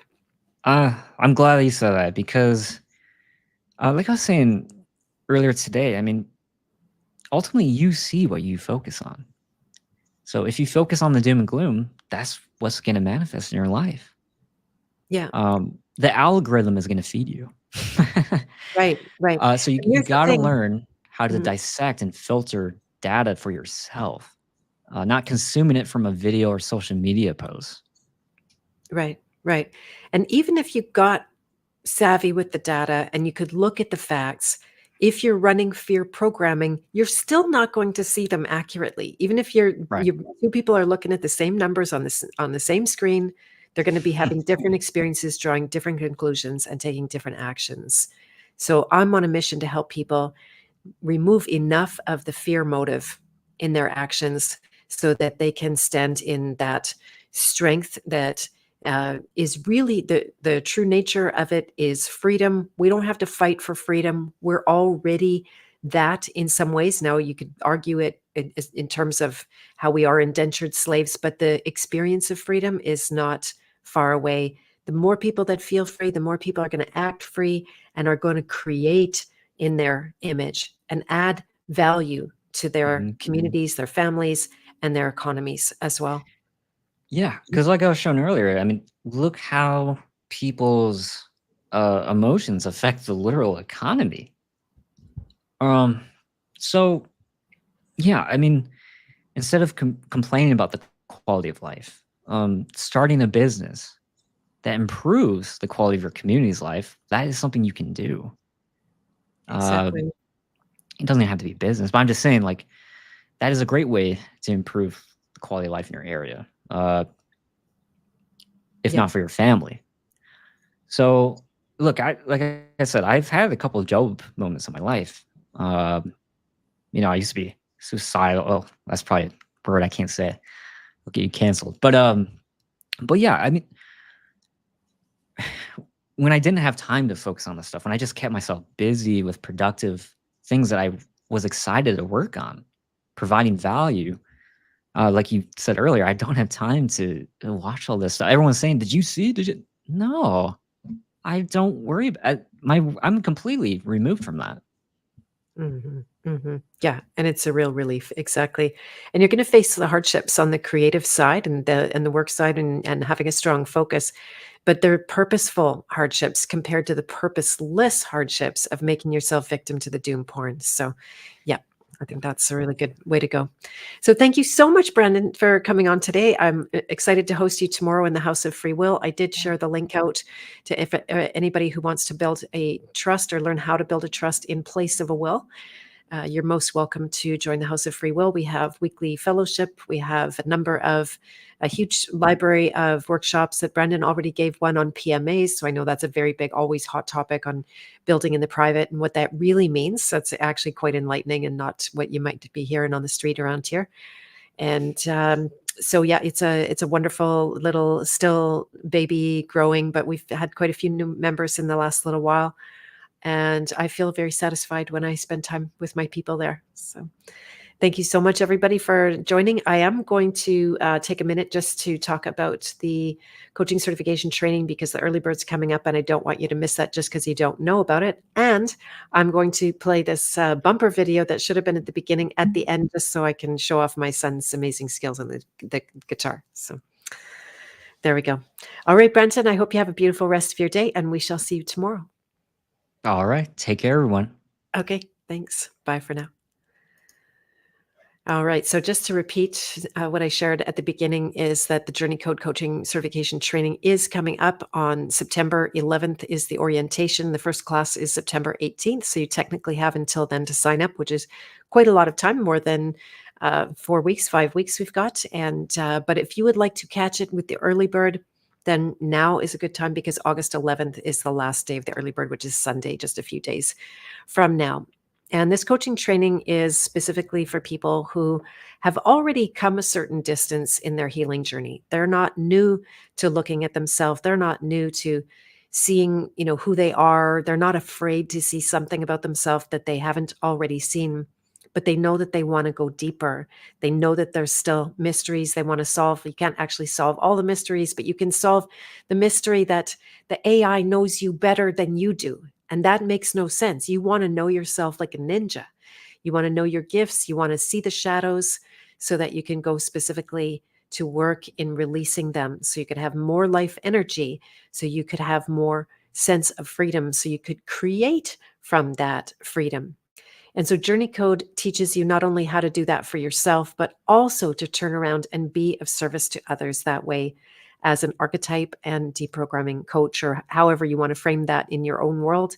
Lots of people build a lot of different things. There's one person who has become very adept at a variety of law process that seems bona fide to me. I haven't looked really deep in, but they would like to combine up a coaching practice by helping people in the law. And that's amazing. That's actually was one of my dreams that could happen because people would take a lot more action if they had the courage to do it and they weren't so driven by fear, which nobody thinks they are, but there's lots of evidence for that.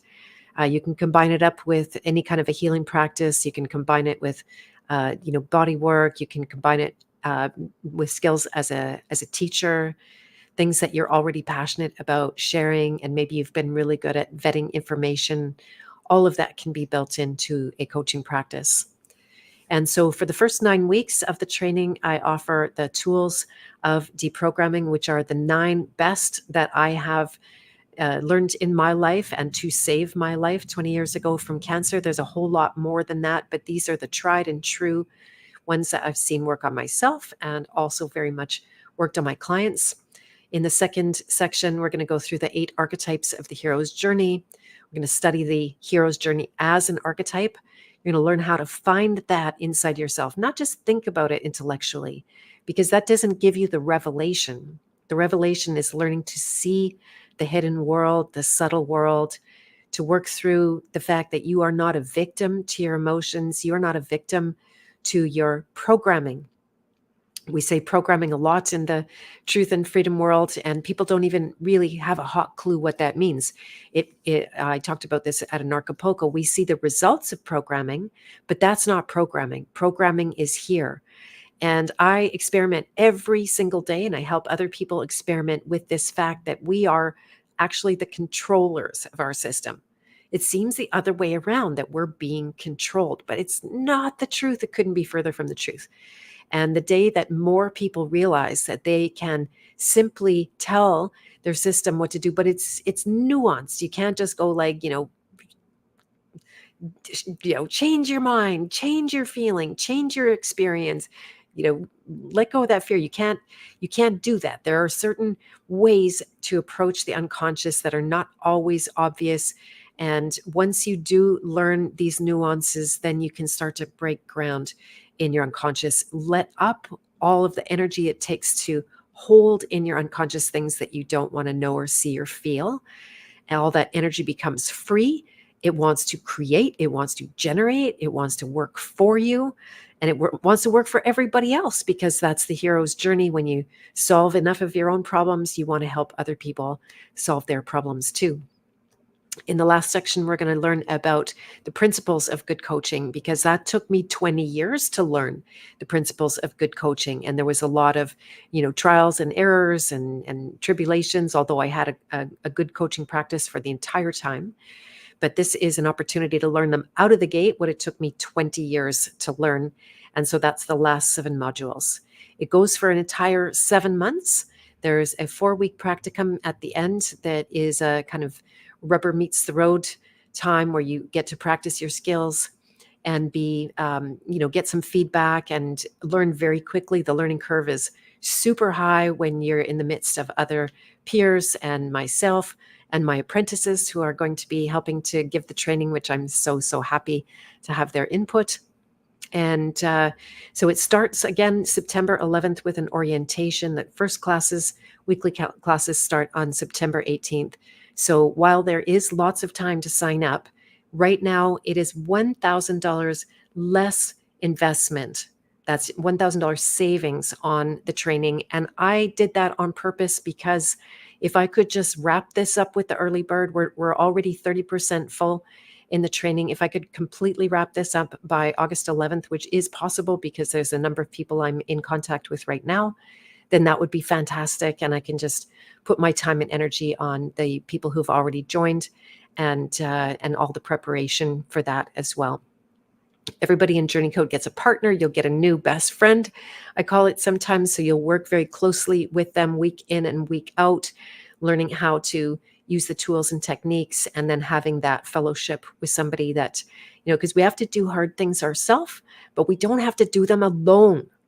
That's different, right? You still have to do it, but we can be in good community. The Journey Code people always turn into a family. Without me trying to engineer that, it wouldn't even be possible for me to engineer people to be in a real family situation. But cheering for each other and encouraging each other and helping each other and being there for one another, it is very, very heartwarming and beautiful. It's true community, true family.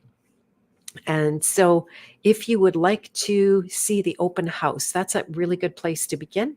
That if you haven't already come across that from, say, an email, it means we're not in contact by email, and we could or should be in contact by email. So I will grab a link to this open house where you can just sign up with your name and email. You get instant access to hear the open house recording. There were some amazing questions and asked that day, so I had a chance to fill in the blanks. We talked about why a coaching practice can be a very sovereign business, not a sovereign citizen, a sovereign kind of business where you become relatively uncontrollable. And I always brag about how nobody showed up to regulate me. YouTube can cancel me, but they can't have anything to do with my work that I do. And that's my main goal, is to be uncontrollable so I can offer my work in a really powerful way, in my own vision, my own timing, and the way I want to. This training does take place in the House of Free Will, where the workshop is tomorrow with Brennan Sterling.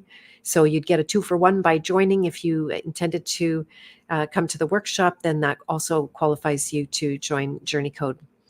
It is by application only, so you can't just come along and enroll yourself in that. The button on the Journey Code page that you'll find at the open house page as well, it leads to an application. So if it's something that you already know you're interested in, you want to become that kind of a coach and do that deep a study on yourself and that deep level healing, then you just fill out the questions in that application and I will get right back to you for a conversation. I want to talk to you. I want to hear what you have to say. I want to feel your vibe and make sure it's really, really right for you. I have now run 5 trainings, which is pretty cool since the pandemic began. It became it was the alternative to laying down and dying. And I'm so glad I didn't lay down to die. I'm so glad. Imagine if I was just picking myself up right now going, oh yeah, the world's still there. What am I going to do? Right. And apparently Confucius says, which I don't know if this is true, that Confucius says it, but he says, when things get hard, don't never quit. Just go slow for a while. And so that's, what I did for 5 minutes going slow. And then all of a sudden that going slow turned into much more creative power. It has been the most creative years of my entire life, these last 4 years. And I always prided myself in being creative. I want to let you guys know I am finished my audiobook. It's completely recorded. It's not mastered yet. By last night, I'm having a little glitch with the sound engineer that was going to master it. And I need to find perhaps somebody else to do it. But I was thinking I could offer it raw. It sounds pretty good to me. It's not perfect. Mastering will make it much more on the perfect level. But you could always put your hand up and let me know if you would like to get a beta copy of the audiobook. And before it's fully everything, I have to get Journey Code off the ground first before I go back to that. So it'll still be a month or 2. But if you want to hear the beta version and you just want to, get that book in an audio version, then I'd be more than happy to share that with you. So once again, if you wanted to connect with me, by the way, a free copy of my book Journey comes with the early bird if you jump in with the coaching certification by August 11th. So you'll get that mailed right to your door. There are a number of bonus courses that come along with it: the King Hero's Journey and the Merpreneur's Journey, which are the 8 archetypes of the hero's journey, going more in depth even than we can in the weeks of the Journey Code training. It comes with the magic of goals, so you can put positive things out in front of you rather than run from fear and always having to be troubleshooting the problem of the day. And it comes, I'm going to be making a new announcement over the next few days about probably not over the next few days before the early bird, but after the early bird, I'm going to announce one more course that's going to be included that has been very popular. And so if you want to trade off your profession, if you're sick of working for the man and your job doesn't give you the kind of freedom that you want to make your own schedule, to choose your own means for making an income, you want to have something to build a culture around your work, this is a really beautiful way to attract the right kind of people that you want to associate with. It's very important, the company you keep. In fact, in fellowship yesterday, we were talking about how you see people really matters, and how you see people comes to a great degree, or sometimes always, like you're to a total degree, from how you are yourself operating inside and the programs that you're running. How you see people is really how you're seeing through your programs. But if you can get to a place where you have more clarity and you can see them as they are and take them as they are and be yourself more as you are, then that's a really great thing for relationships. Like, people talk a lot about living in community and having, a parallel society and breakaway communities and all that kind of thing, which is fantastic. And it's good. And, like Brandon was saying, a lot more people are moving into the rural areas. I joined a farm where I work every single weekend and contribute, and it's really turned into family-like feel there as well. And so these are all tracks for you to gain your sovereignty, but to do it from the inside out. Because if you're not of sound mind and have enough clarity and enough inner freedom, then you're going to make bad choices when it comes to those communities. You're going to bump into conflict. You're not going to know how to handle it when you get triggered. We all get triggered by something or other. There's always, I'm always very humbled when something comes along, and it can be even the littlest thing. Right now, just full disclosure, I've been working on something that I know has been with me my whole entire life, and it has to do with going to bed. And so, kind of shocking amount of programming underneath that. Not surprising, because programming goes in your early formative years. That's when it gets established. We add programming the whole life, but if you can deal with some of that, and it becomes actually easy and kind of like a game. Although I don't want to downplay that, it is the most difficult work that I have ever come across in my life, paralleled only by the amount of freedom on the other side of it. Every single time, you don't have to wait for it, it's immediate. Right? I was in a little bit of a, just getting tired yesterday, and I was anticipating going to bed, and that always feels to me like I have to go and the world has to end and I have to die or something like it. That has kept me awake in the past a lot, but now I'm getting to bed a lot earlier and going for the circadian rhythm and everything like that, but still dealing with the programming. And and it was in a shockingly short amount of time.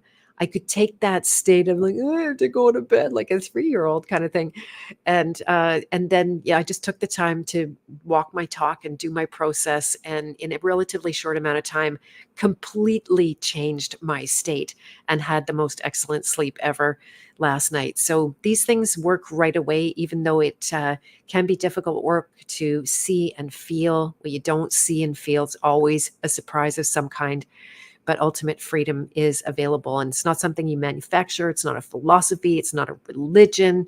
There's no belief system whatsoever. It's pure empirical science. It is decoding what has been coded.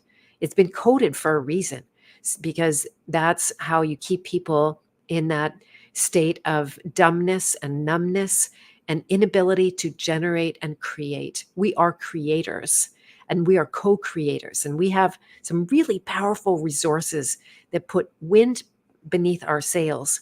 And if you haven't tapped into that, it can feel like, oh, you're just one person slugging it out in the world. That is not what's really going on here. So it is about establishing a connection that is much deeper to life itself, and to let that be the authority, not to have your programs be the authority or your government be the authority or anybody outside of yourself be the authority. It's life itself that dictates. And there is a whole lot of amazing experiences available to you that you couldn't even have imagined. Like I said, I can't wait for the day when this becomes old news and too obvious, and nobody needs to learn it, because we all learn it in kindergarten. But we're not there yet, and we are breaking ground. Maybe you want to be part of this groundbreaking team, right? That puts pools our intentions and our efforts, and then sees the results. I'm totally seeing that in my world. This last month, when I ran the Nurture Cure course, which was fantastic, that is going to be available as a course for the nurturers out there that didn't take advantage of that the first time around when it was live.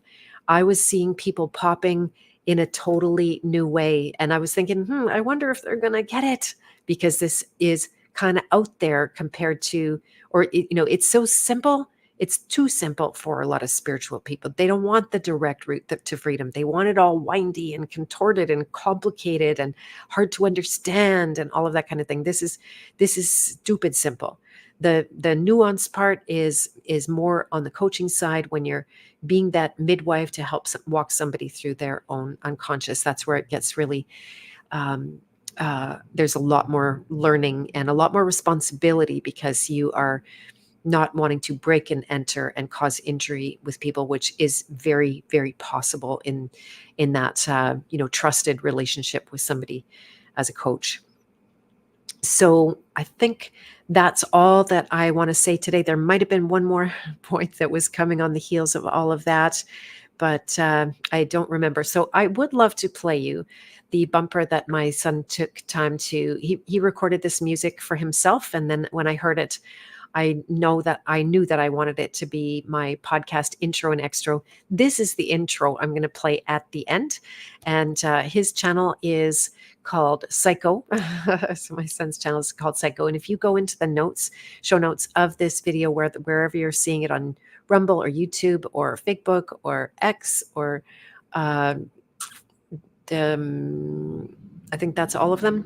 Then you will see the link bumper music by Psycho, and please do sub to his channel. I would love to give him a little bit more. It's guitars, guns, and knives, and some of his knife videos have ended up with thousands of views on them. It's really incredible. He's got a lot of really good stuff on there, and as a musician, he loves the heavy metal. So this in particular is not heavy metal, but it's very beautiful. It's by Tim Henson. If you're familiar with a band called Polyphia, I only am through my son, and it's a very complex piece. So I'm going to sign off for now. I will play this for the last minute. Thank you everyone for joining and staying on. And you can follow up with Brennan Sterling tomorrow in the House of Free Will and take part in a free to members workshop for members only. The House of Free Will is as little as $3 per month to be a member. It's really like super undervalued, but I just wanted it to be accessible for people. And I think that's all. So lots of love for now. You guys do reach out, beth@bethmartins.com. You can always do the quiz at my website to find out where you are on the path of purpose. And it just takes 10 minutes to find out your archetype. You get instant access to 8 videos on all of the different archetypes, so you can see what came before you, what's ahead of you, and get some instant context. Please do share any insights that you have with me about your archetype if you learn yours and it resonates. Or I had one person say that they I can't remember their archetype, but they said, "Oh yeah, that doesn't make sense. That doesn't sound like me at all." And then over the course of the next 3 days, there was this like pop, pop, pop experience, and there it all came in Technicolor, and they're like, "Wow, I did not see that about myself." I've had that experience repeatedly over the last 20 years of working with archetypes, and so they are an endless well of self knowledge and knowledge about the people in your life too. That you'll start seeing through the lens of the archetypes, and a lot more makes sense. Then a lot more makes sense. So that's a good thing. All right, everyone, have a beautiful rest of your day. I'm going to sign off and I'm going to turn this video on. So please do stay for one more minute and sub to my son, Psycho. Thank you very much.